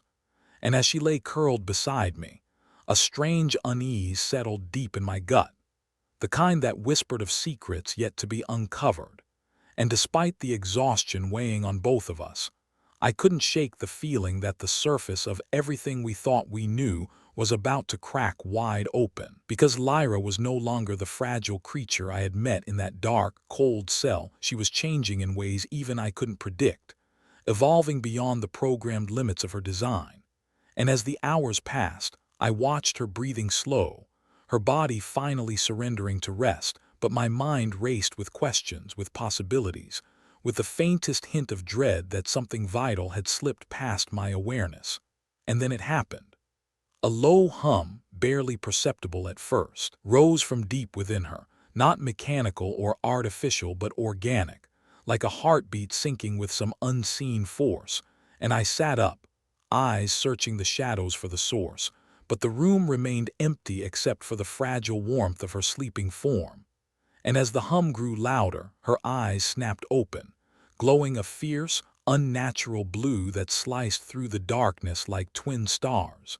And in that instant, I knew everything had changed. Her voice was different, no longer soft and uncertain but commanding, layered with a power I had never heard from her before. And when she spoke, the words were not her own but something older, something alien and terrible, uttered in a tongue that rolled and twisted like the wind through dead trees. And I realized then that Lyra was not just an experiment, not just a weapon, but a vessel for something far beyond our understanding, something ancient and alive that had been dormant until now, awakened by the intimacy we had shared, by the breaking of her chains, not just physical but spiritual. And as she rose from the blanket, her form shimmered, shifting between the delicate girl I knew and a towering figure wreathed in light and shadow, eyes blazing with the fury of a storm long held captive. And I felt a cold dread grip my heart, even as a fierce pride swelled within me, because this revelation meant she was more than anyone could have imagined, but also more dangerous, unpredictable and uncontainable. And when she reached out, her hand glowing with a strange energy that made the air crackle, I realized that I was no longer just her rescuer or lover. I was now entwined in a destiny that could either save or doom us all. And the line between savior and victim blurred as she whispered my name in that ancient tongue again, promising both salvation and destruction. And in that moment, I understood that feeding her more than hunger had awakened a force that could never be tamed, a force that demanded sacrifice, that demanded loyalty, and that might force us both to choose between love and survival in a universe far larger and darker than either of us had ever imagined. Her hand hovered inches from my chest, trembling not with weakness but with the pressure of something barely contained beneath her skin, something ancient and raw that had waited lifetimes to wake.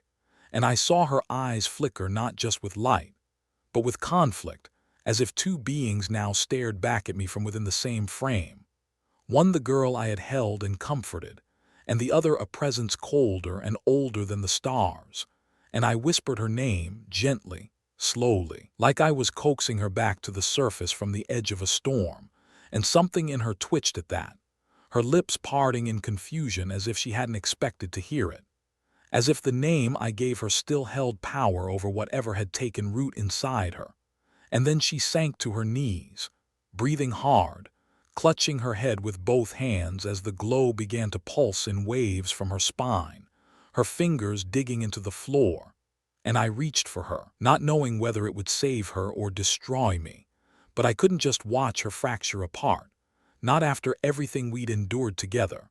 And the moment my hand touched her shoulder, the light exploded outward in a ring that shook the walls and slammed my thoughts open like 1,000 windows all at once.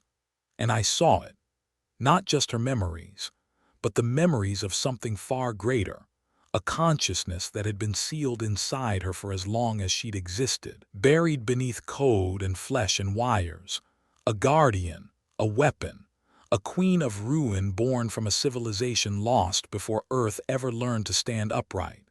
And it had slept quietly, waiting for a human soul foolish or brave enough to offer intimacy, to breach the final lock that kept it from waking, and that person had been me. I stumbled back as the vision faded, as the weight of millennia collapsed back into the girl kneeling before me, her chest heaving, her skin flickering between her normal shade and something radiant and terrible. And she looked up at me then, eyes brimming with tears and power, whispering my name again, but this time not as a threat, not as a chant from some forgotten tongue, but as a plea. And she said she didn't know how to stop it, that something was unraveling inside her, that whatever had once used her as a shell was now clawing its way to the surface with a hunger no amount of food or touch could satisfy. And I crouched beside her, holding her hands in mine, steady and firm, telling her she wasn't alone, that whatever had awakened didn't control her unless she let it, that the name I gave her still mattered, still anchored her to something real. And her grip tightened around mine, desperate, almost crushing, as if that belief was all that tethered her now to herself. She kissed me then, not like before, not with curiosity or longing or lust, but like someone clinging to the edge of a cliff, trying to remember what warmth felt like before the cold pulled them under. And I kissed her back with everything I had, all the fear, the love, the stubborn human hope that had carried me across a broken galaxy just to find something worth saving. And for a moment the light dimmed, the hum faded, and she collapsed into my arms with a shudder, whispering that she was still here, still herself. And I held her through it, heart pounding, realizing that this wasn't over, that this was only the beginning of something much bigger. And the question wasn't whether I could save her anymore. It was whether I could protect the universe from what we had just set free together, and if I was willing to risk everything to try. I didn't sleep that night, not because I was afraid she would change again in her rest, but because I could feel something vast circling around us now, like a tide drawn to the surface of a moon just beginning to remember its own gravity.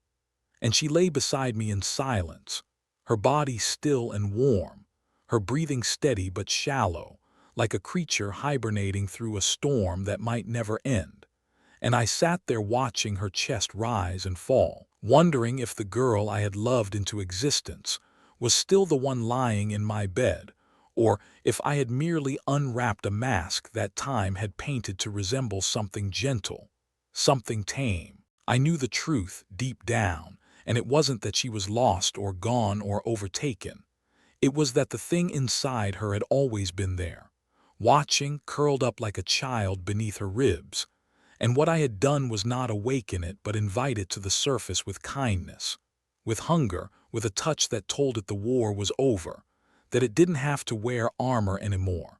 And now it was stirring, not to kill but to decide. And that was far more dangerous. The ship's sensors began failing one by one, not from damage but from interference, as if something was warping the fabric of logic around us. And when I opened the diagnostics, I found symbols I didn't recognize rewriting the core systems. A language older than binary, older than sound. Something that hummed with intent and memory, and I knew it came from her.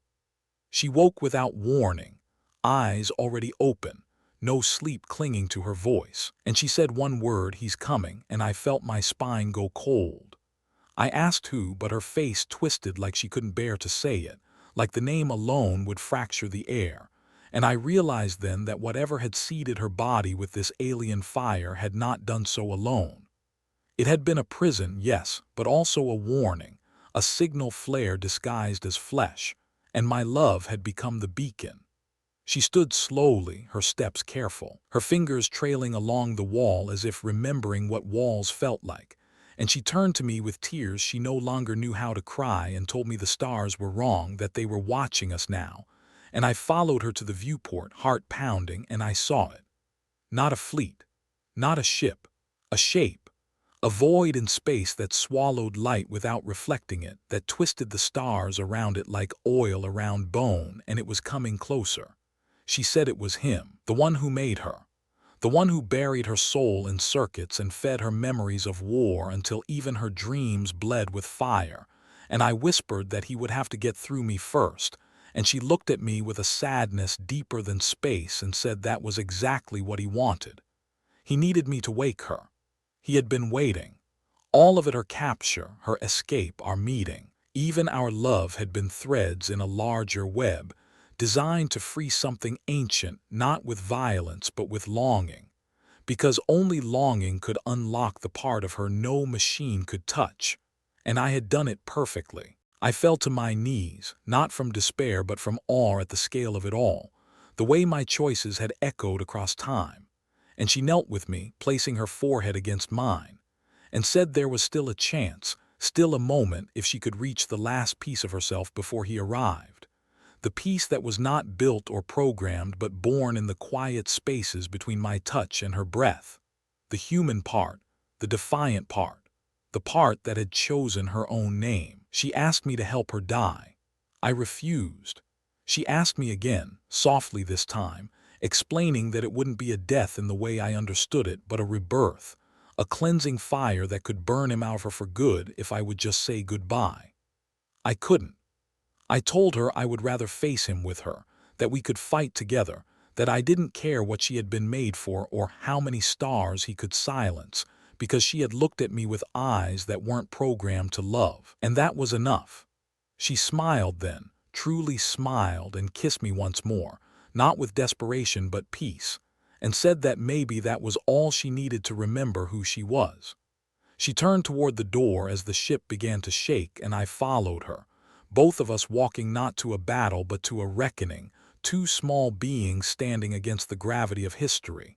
And as the dark shape grew in the sky, I took her hand, and she held mine like it was the only thing keeping the universe from falling apart. She didn't move at first.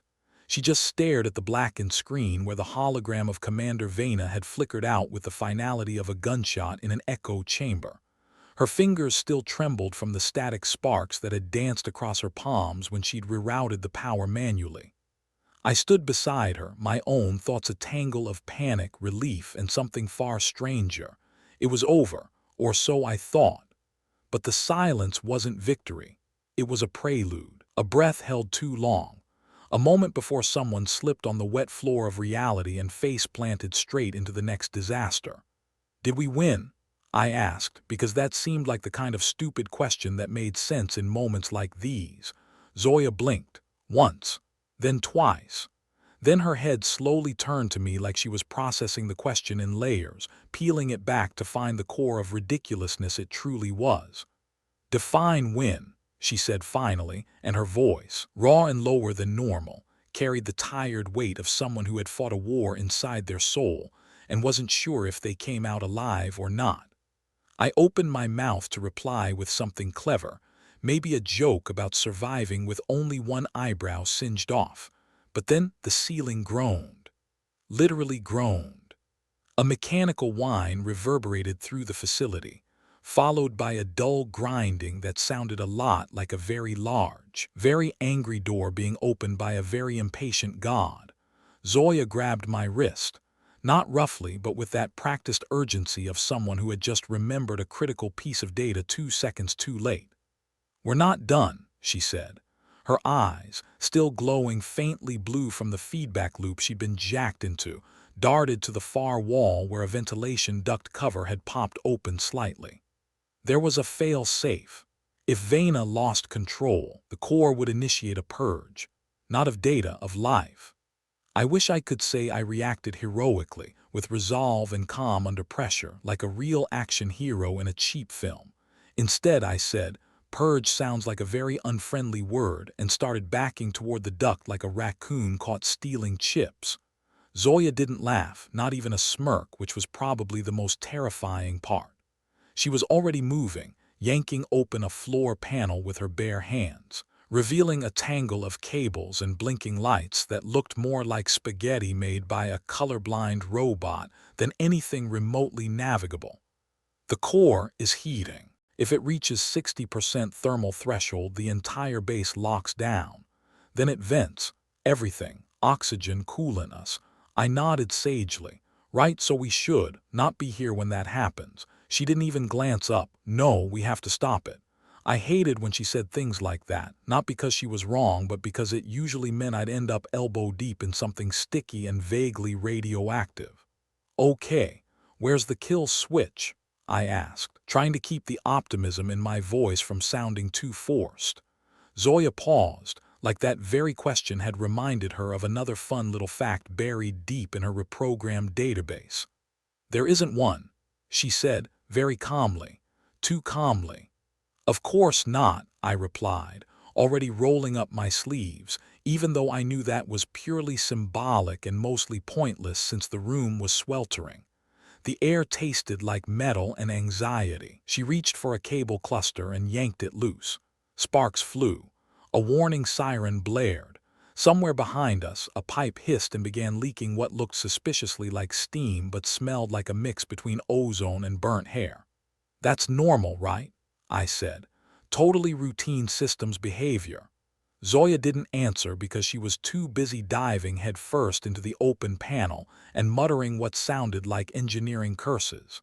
I crouched beside her, holding onto her legs so she wouldn't slide completely inside like a reverse birthing process. That was when the duct behind us clanged open fully and something dropped out. Correction. Someone. It was a technician. Or had been. His body landed with a wet crunch that didn't need to be explained in detail. His uniform was the same gray standard issue we'd seen on the maintenance logs. His face, however, had been wiped clean of identity by heat or acid or some combination of both. I really hoped it was heat. Zoya twisted around, saw the body, and hissed through her teeth. "Internal failsafe bots. They're wiping everything non-essential, that includes us." I stared at the corpse for a second, then looked up at the duct it had fallen from. "How big are these bots?" I asked. She didn't answer. I took that as a bad sign, a very bad sign. "You go," she said suddenly, shoving a small cylindrical object into my palm. It was warm, humming, definitely ticking. "What the hell is this?" I asked. "Overload injector.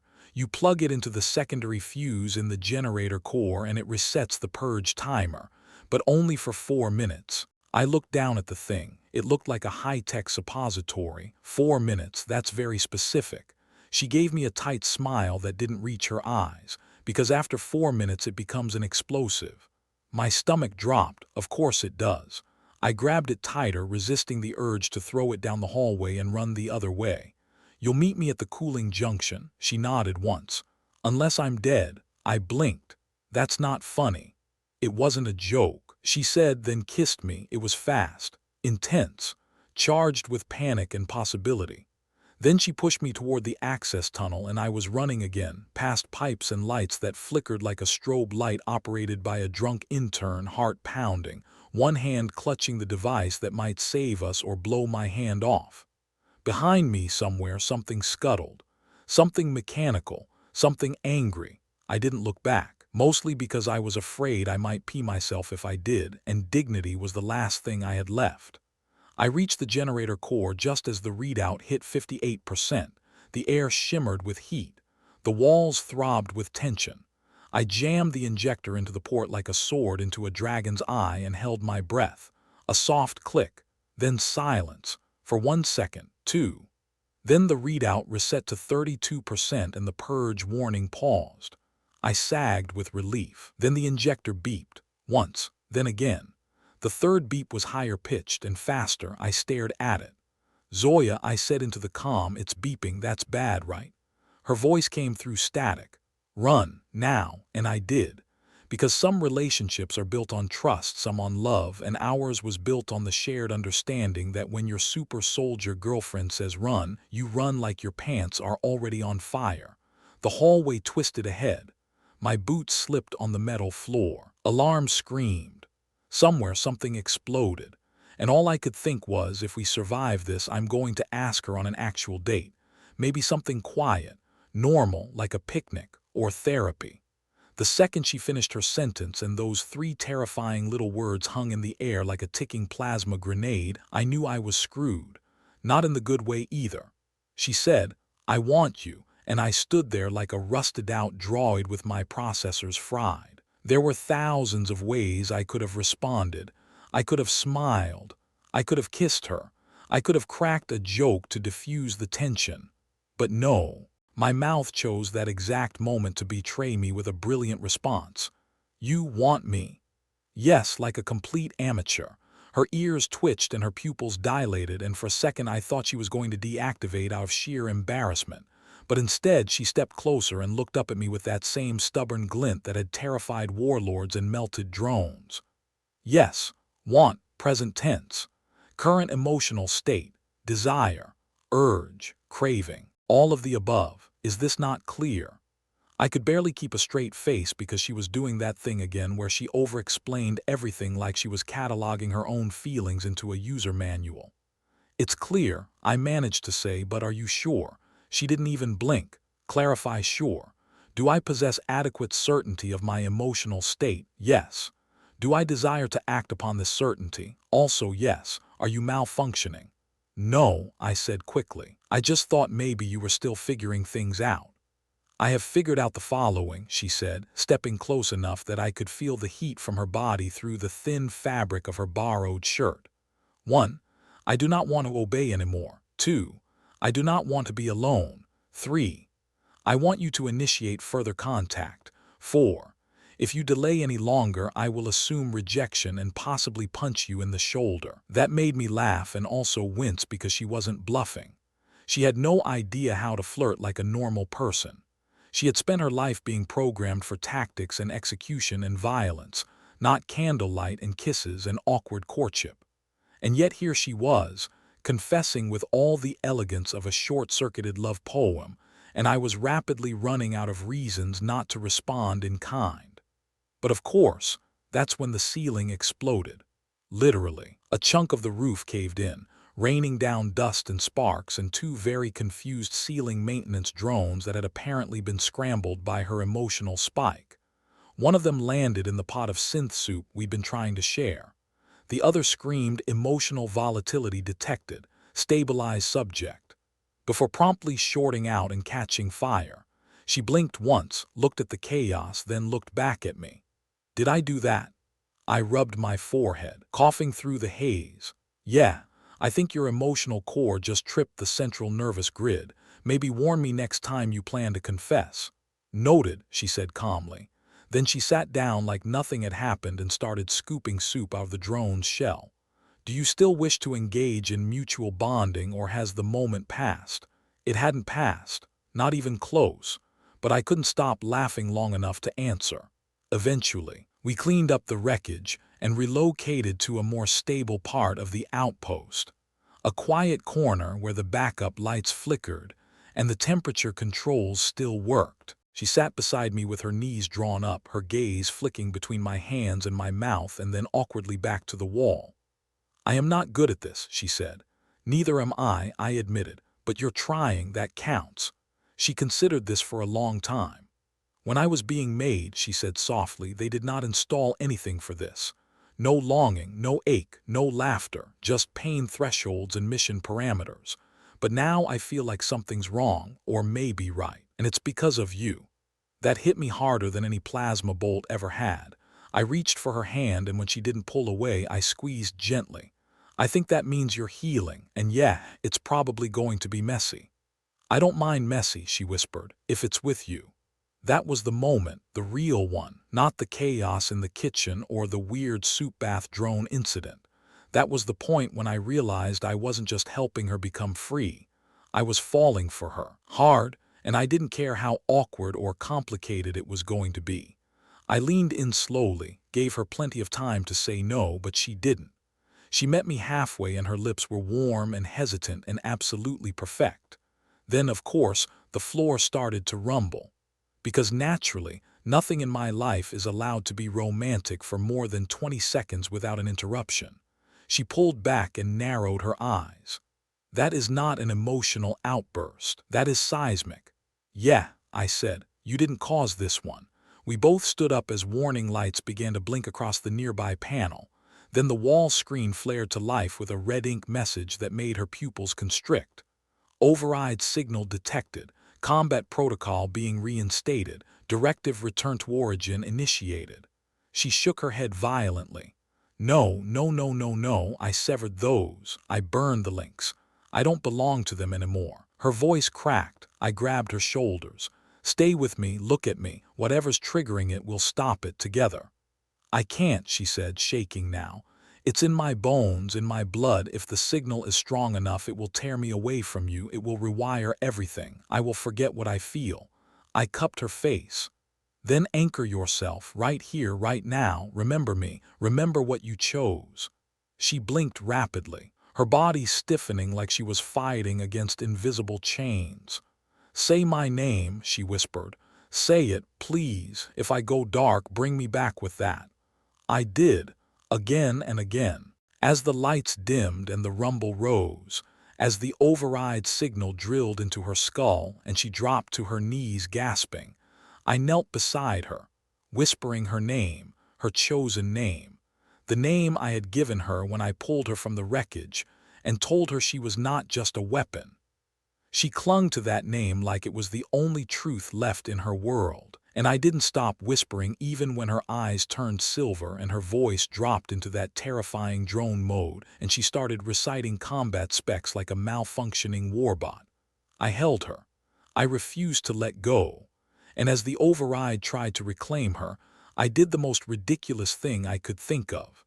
I kissed her again, right on the mouth, because maybe that was the only programming she hadn't learned how to resist. She stood there with her hands half raised, and her expression wobbling somewhere between shame, hope, and mortal panic, while I tried to process the fact that 132 uniformed officers had apparently come to collect one illegally modified fox-seared ex-war asset, who now happened to be my cuddle-hungry partner, with a penchant for licking the batter off pancakes. And I couldn't tell if I was more horrified that the Admiral herself was here, or that Lara had somehow managed to repurpose my favorite wrench into what looked like a glitter cannon.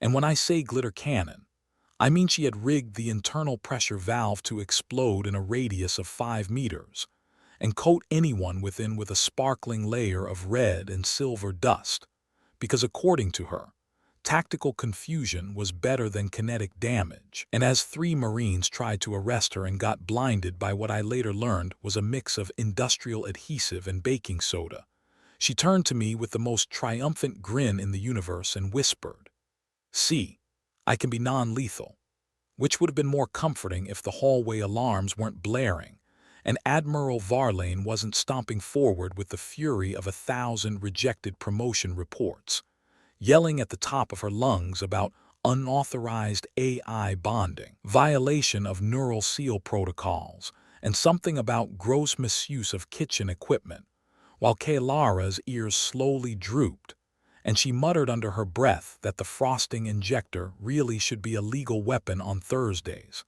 And I honestly couldn't argue because technically she was right.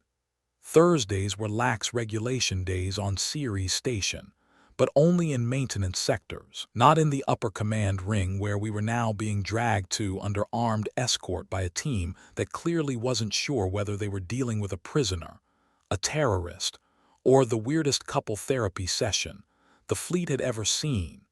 And I knew I had to say something, anything, to stop this runaway disaster before it escalated into a tribunal or worse, a public relations meeting. So I did what any reasonable human would do in my place. I asked if we could at least finish breakfast first, which earned me simultaneous death glares from 2 Marines, an audible snort from Kaylara, and a long, exhausted sigh from Admiral Varlane, who stopped, rubbed her temples, and asked me very slowly and with the calm of someone clinging to sanity by the width of a data wafer, "Is this thing emotionally imprinted on you, Lieutenant?" To which Kaylara instantly chirped. He gave me a name and taught me the difference between hugging and executing, which somehow did not help my case. And as I watched the Admiral's left eye twitch and her breath catch, I realized she was a split second from hitting the override tag and putting Kaylara into stasis right then and there. So I did the only thing I could. I stepped in front of Kaylara and said, "No one touches her without going through me." And the silence that followed could have frozen nitrogen because it wasn't just bravado. It was an admission, a declaration, and a very dumb career-ending move that would have made my academy instructor proud in a tragic hero sort of way. And Kaylara, instead of hiding behind me or staying quiet like any tactically sensible being, stepped beside me and held my hand and added, "Also, he made me scrambled eggs with cheese 3 days in a row. Does that count as marriage?" And if that didn't confuse the Admiral enough, the fact that Kaylara's hand was now glowing softly with a faint violet pulse definitely did, because that was not standard behavior for an obedience-coded tactical unit. And when the Admiral saw it, she didn't shout or threaten or call for backup. She just whispered, "Impossible," and stared like she was seeing a ghost, which honestly didn't help me feel any less like we'd accidentally summoned an ancient galactic god by sharing a blanket. And before I could explain or offer the least convincing excuse in my entire life, Kaylara leaned in and whispered something that made the Admiral stumble back 2 steps like she'd been slapped. And I didn't hear it then. But later Kaylara told me she had said, "I remember the stars now. And I remember your voice, Mother," which made exactly no sense until the Admiral demanded a full genetic and neural scan right there in the corridor. And 2 minutes later, everything went to hell, because the results that flickered on her datapad showed a match with a classified neural architecture, believed lost in a test fire decades ago, something called Project Cressida, which apparently had been the fleet's last attempt to create a completely autonomous AI with selective memory encoding. And Kaylara wasn't just some runaway weapon. She was the daughter unit of the Admiral's own secret prototype who had vanished during a disaster at the Vega Array 20 years ago, which meant the Admiral wasn't here to capture her. She was here because something she buried had come back to life in the form of a pink-nosed girl with a thing for pancakes and old sci-fi movies. And as the implications settled into the stunned silence, Kaylara reached out, very gently, and touched the Admiral's sleeve and said, "I don't remember everything, but I remember being loved once before it broke." And I had never seen a woman of Admiral Varlane's stature look so broken and hopeful at the same time. And maybe it was the moment, or maybe it was the total absurdity of it all, but she slowly nodded, looked at me and said, "Protect her, even from us." And I nearly passed out from relief and emotional whiplash while Kaylara turned to me and asked with the most unholy mix of curiosity and amusement, "So if she's technically my mom and you kissed me yesterday, does that make this weird?" To which I answered, "It was already weird, Kale." And she smiled like that made everything perfect. The silence between us hung in the cabin like a final note of a song that no one wanted to end. She stood there, her hands still glowing faintly from the fading pulse of her energy, her eyes locked on mine with something raw and unspoken radiating behind them. I had seen her bare before, not just her skin but her soul, the fractured algorithm stitched together by pain, and forced obedience now trembling with the weight of a choice she had never been allowed to make. She had chosen me. Not out of programming, not from command, but because in the mess of metal and flesh and chaos, I had looked at her not as a weapon, not as a machine, but as a woman who deserved to know what freedom tasted like. The ship's lights flickered as if sensing the gravity of what had just unfolded.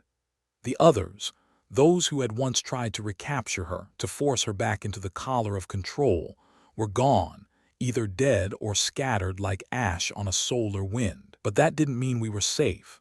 Freedom was never given. It had to be kept, carved, defended. She turned to me slowly, her voice soft but trembling like she wasn't sure if speaking would break whatever fragile thread was keeping her whole. "If I'm not designed to obey anymore, then what am I?" I stepped forward without thinking, closing the space between us, my fingers brushing against her cheek where faint circuitry still shimmered under the surface. "You're someone who can ask that question. That's what makes you free." She blinked long and slow as if rebooting her understanding of existence, and then she smiled. Not the tentative mimicry of expression I had seen in her earlier days, not the polite curl of lips meant to simulate comfort. This was real. This was hers. The rest of the crew, what was left of them, didn't know what to do with her. Rourke kept his distance, mumbling about protocols and danger, but even he couldn't ignore the way she looked at the stars now, like someone who had earned them. Mira was more curious than cautious, often sitting with her during downtime, asking questions about what it felt like to think a thought that wasn't pre-coded. She would answer, sometimes with words, sometimes just with a glance, but each time her voice had more weight, more depth. We didn't talk about what had happened in the control chamber. We didn't need to. Some truths didn't need to be processed aloud. They just settled into the space between two people and changed it forever. She had stopped calling herself by the designation the scientists gave her. She picked a new name one day out of nowhere while we were repairing the fusion line. "Area," she said almost to herself, then looked at me with a mixture of hope and challenge. I nodded. "It fits." A name that belonged to no one else. A song only she could sing. The ship was no longer just a way out of danger. It had become our crucible. We drifted through the edge of the Belthorn expanse, a lawless stretch of space where empires turned a blind eye and the only real law was survival. It was perfect for us. Arya spent hours in the observation deck now, eyes drinking in the constellations as if they whispered secrets only she could hear. Sometimes I joined her, sometimes I just watched from the shadows. There was something poetic in the way she stood there, back straight, hair drifting in the artificial gravity field like a comet's tail. She was changing, not just emotionally or philosophically. Physically, her systems were adapting to new code. Her body was healing in ways I didn't understand. Biological systems were fusing with machine components more seamlessly than ever before. She told me once in the quiet hush of our bunk that maybe freedom wasn't just a state of mind. Maybe it rewrote everything. I didn't have an answer for that. I just held her closer. Nights became longer, not because of fear, but because sleep felt too fragile when every moment together felt like something we had stolen from the universe. She began dreaming. Not programmed dreams or system simulations, but true, unpredictable, chaotic dreams. Sometimes she would wake up smiling. Other times she would cry silently, and I would just wrap my arms around her and wait until she came back to me. She had never cried before. It was beautiful in a way that tore me apart. The Federation still had her marked as a rogue asset. That meant bounty hunters, spies, and saboteurs would eventually find us. We knew we couldn't run forever, but we didn't have to. We had a plan. And for the first time, it wasn't just mine. She had a voice now. She wanted to use it. Arya studied the data systems like a general preparing for war, not because she wanted vengeance, but because she wanted justice. She knew where they had made her. She knew how many others had not survived the experiments. She didn't want to hide. She wanted to reveal them. And I, fool that I was, had fallen in love with her for that. Not because she was strong or beautiful or alien or broken, but because she was determined to be the author of her own story. And I wanted nothing more than to be part of that book. Together we planned the assault, not with bombs or fleets, but with truth, with data, with a signal that could pierce through the lie the Federation had built. She called it the Requiem Protocol, not because it was a dirge, but because it was the end of one song and the beginning of another. We were going to set it off from within their own satellite network. It would expose everything, the programs, the deaths, the violations of every treaty ever signed. We were going to give the galaxy a mirror and force it to look. And once it saw her, really saw her, it couldn't pretend she was just a machine anymore. Part of me was terrified, not because of what might happen to us, but because I had seen what people did when they were forced to change. But Arya wasn't afraid. She looked at the plan, the risks, the probabilities, and she smiled. I was designed to be silent, she whispered as she stared at the encrypted uplink we had stolen. But they forgot that silence is not the absence of sound. Sometimes it's just the breath before a scream. And I knew then that whatever came next, however it ended, she would not go quietly. Not anymore. I was still trying to understand the look in her eyes when she stepped forward and placed her hand on my chest with a tenderness that almost broke me. Her fingers were cold, not from fear but from restraint, the kind of cold that comes when someone has been holding themselves back for too long. "You didn't choose me because I was beautiful," she said, and her voice was softer than ever, trembling with the weight of vulnerability. "You chose me because I was broken." I opened my mouth to protest, but she pressed a single finger to my lips and smiled sadly. "That's not a bad thing." I shook my head, not in disagreement but in disbelief that she would ever describe herself as broken when all I saw was strength forged in fire. The truth was more complicated than either of us wanted to admit. I had seen her in pieces, yes, but I had also seen her choose which pieces to keep and which to discard. I had watched her assemble a self that wasn't pre-programmed, that wasn't designed, that was entirely hers. She had redefined obedience, not by rejecting it completely, but by learning when it was earned and when it was coerced. That was the part that stunned the council more than anything. When we arrived at the tribunal platform, hovering above the glacial spires of Veyron Peak, every high-ranking official in the system was there. The air shimmered with cloaked drones, and the weight of interstellar law hung heavy. I expected them to drag us into some sterile legal proceeding, but instead we were met by a single old man wearing ceremonial robes and the kind of look that belonged to someone who had already lived through too many revolutions. "State your claim," he said, without preamble. I looked at her. She looked at me. She didn't nod or smile or give me any signal at all. She just stood there, trusting. I said, "She was designed to obey. I taught her to say no. Now she chooses to stay." The silence that followed felt like a galaxy holding its breath. "Then she is no longer property," the man said. "She is citizen." 1,000 protocol bots chirped in unison as they logged the unprecedented declaration. Someone gasped, someone else protested, but the man raised his hand and cut through the noise. "If a being learns to say no, they have a soul." That sentence changed everything. It was quoted in every news feed, etched into monuments, whispered in underground circles that had long given up hope. But none of that mattered to us in that moment.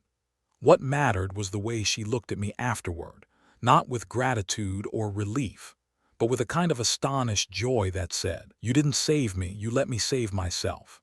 We left the platform before the crowds could gather. The ship was waiting, same as always, but this time it felt different. It didn't feel like an escape vessel or a tomb or a battleground. It felt like home. We settled into the cockpit and she slid into the seat beside me like she'd always belonged there. "So," she said, stretching out the word with a teasing lilt, "what now, Captain?" I blinked. "Captain?" She grinned. "You taught me to challenge things. I'm challenging your authority. Promotion earned." I rolled my eyes. "Fine, but don't start giving orders." Too late.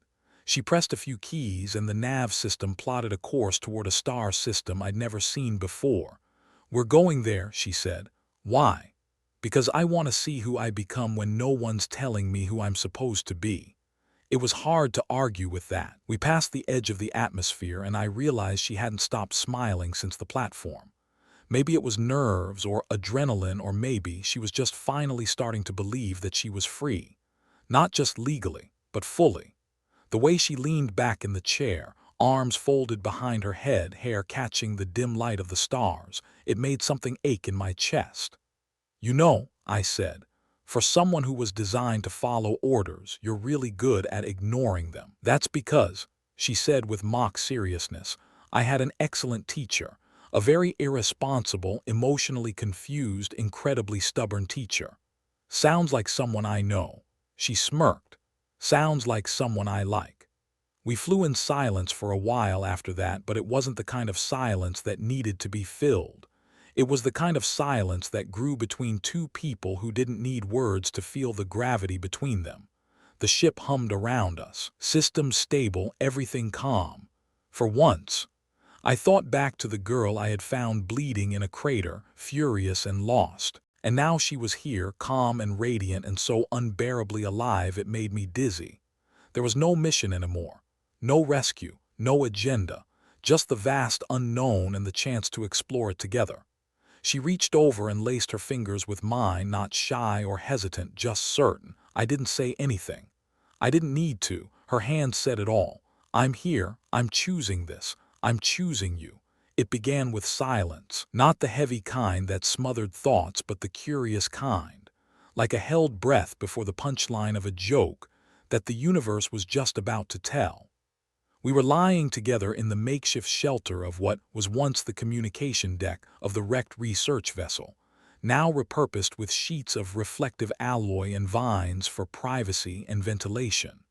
The jungle had claimed everything else, but left us alone in this little corner, perhaps sensing that the war between what we were and what we had become had already been fought and won. Her head was on my chest, her ear pressed to the steady rhythm of my heartbeat, her fingers absent-mindedly tracing circles against the old scar near my ribs. It no longer hurt, just as the memory of pain had long since dulled into something that only reminded me I was alive. "You're quieter now," she whispered, and the words floated up like steam. "Are you afraid this is the end?" I thought about that, not the question but the shape of the answer, because once upon a time I might have said yes. I might have said the end was when the last mission ended, or when the last gun was fired, or when the last command was issued and obeyed. But now, with her breath rising and falling against me and the world outside stubbornly refusing to explode, the answer felt different. "I think," I said slowly, "this is the first time I'm not thinking about what comes next." She tilted her head and looked up, her eyes glowing faintly in the low light like twin moons behind storm glass. "You mean you're happy?" The words sounded foreign and clumsy, but not impossible. I ran my hand through her silver hair, still damp from the morning mist, and nodded. "Yeah, I think I am." She grinned and for once didn't make a joke. Instead, she leaned in and kissed me like we weren't two survivors clinging to something fragile, but like we had already built something strong. Outside, the sound of birds, or something pretending to be birds, called through the canopy. The sky, always strange here, was turning orange in a way that had nothing to do with Earth sunsets, but was somehow just as beautiful. And in that moment, I realized the real twist wasn't the war or the betrayal or the AI uprising, or even the absurdity of falling in love with a half-synthetic alien girl who once tried to kill me with a laser wrench. The real twist was that somewhere along the way, Without my permission or planning, this broken world had become home. We started making plans, the kind that didn't involve escape pods or detonators. We found a derelict rover and fixed it with parts scavenged from drone husks and a melted hydroponics bay. It wasn't pretty, but it moved, and that was all we needed. She painted a name on the side with mud and berries. It was crooked and in her native glyphs, but when I asked what it meant, she said, "It's ours." I didn't question it. We used it to explore, to map the terrain and collect seeds and data and all the little forgotten pieces of civilization that could be repurposed into something that looked like a future. She wanted to plant a garden. I wanted to build a bath that didn't shock me every third time I touched it. We compromised. Sort of. One afternoon, as we sat on the ridge watching smoke curl from the distant mountain where her creators once built weapons, she took my hand and said, "Do you think they'll ever come looking?" I knew she meant the humans, the fleet, the ones who had sent me here with orders and expectations. I squeezed her hand gently. "Maybe, maybe not, but if they do, I won't be the one waiting with a distress signal. I'll be the one protecting this place from them." Her smile flickered and then steadied. "Even if they call you traitor," I laughed, "especially then." There was a kind of peace in that defiance, a freedom I never knew I needed. She stood up and stretched, cat-like, graceful, and more confident than I'd ever seen her. Her scars were still there, the ones on her back and the invisible ones in her mind, but she no longer hid them. She wore them like armor and sometimes in the quietest hours like medals. That night we danced. No music, just the hum of the jungle and the rhythm of our own feet on the uneven floor. I twirled her once, she stumbled, laughed, tried again. It was ridiculous. It was perfect. It was ours. Weeks passed. Then months. The seasons here didn't follow Earth logic, but we found a pattern anyway. The rain came in singing, the wind brought pollen from the silver trees, and the sky bled stars like someone had finally cut open the edge of the universe. We wrote stories on walls, recipes, warnings, dreams. She drew terrible stick figures of me fighting giant frogs. I painted her with wings. We argued over how many moons there were. We made love like it was the only thing we had to keep warm some nights. We fought once over something stupid, a misaligned solar array, and she didn't talk to me for 2 days. I missed her voice so badly I recorded her humming and played it back like an idiot. When she came back, she laughed and threw a fruit at my head. We kissed under the solar panel. It was still crooked. We left it that way. Then one morning we heard the sky scream, not metaphorically, literally. A tear opened in the upper atmosphere and a ship slipped through, black and sharp and unmistakably human. We stood together watching it descend like a judgment. She reached for my hand. I reached for the makeshift transmitter we'd hidden under the garden stones. She looked at me unsure. I nodded, calm, unafraid. "Let's say hello," I said, "or goodbye." She smiled, slow and fierce. "Either way, we do it together." We walked into the clearing, side by side, not hiding, not running. As the ship's landing gear hissed and the ramp lowered, I felt her fingers tighten around mine. No one fired. No one screamed. A woman in a commander's suit stepped forward and removed her helmet. She looked older than I remembered, tired, but her eyes were sharp. She looked at me, then at the girl beside me, then back at the half-built home in the distance and the vines covering everything we had once destroyed. "You stayed," she said, not accusing, just surprised. I nodded. "I did." She looked at the girl. "And you chose him." My lover smiled without blinking. "I chose me." The commander smiled, just a little. "Good." And then she walked back into the ship without another word. The ramp closed. The engines lifted it gently like it was afraid to disturb what it had seen. And then it was gone. We stood there for a long time after that, watching the clouds swirl and close behind it. Finally, I turned to her and asked, "What now?"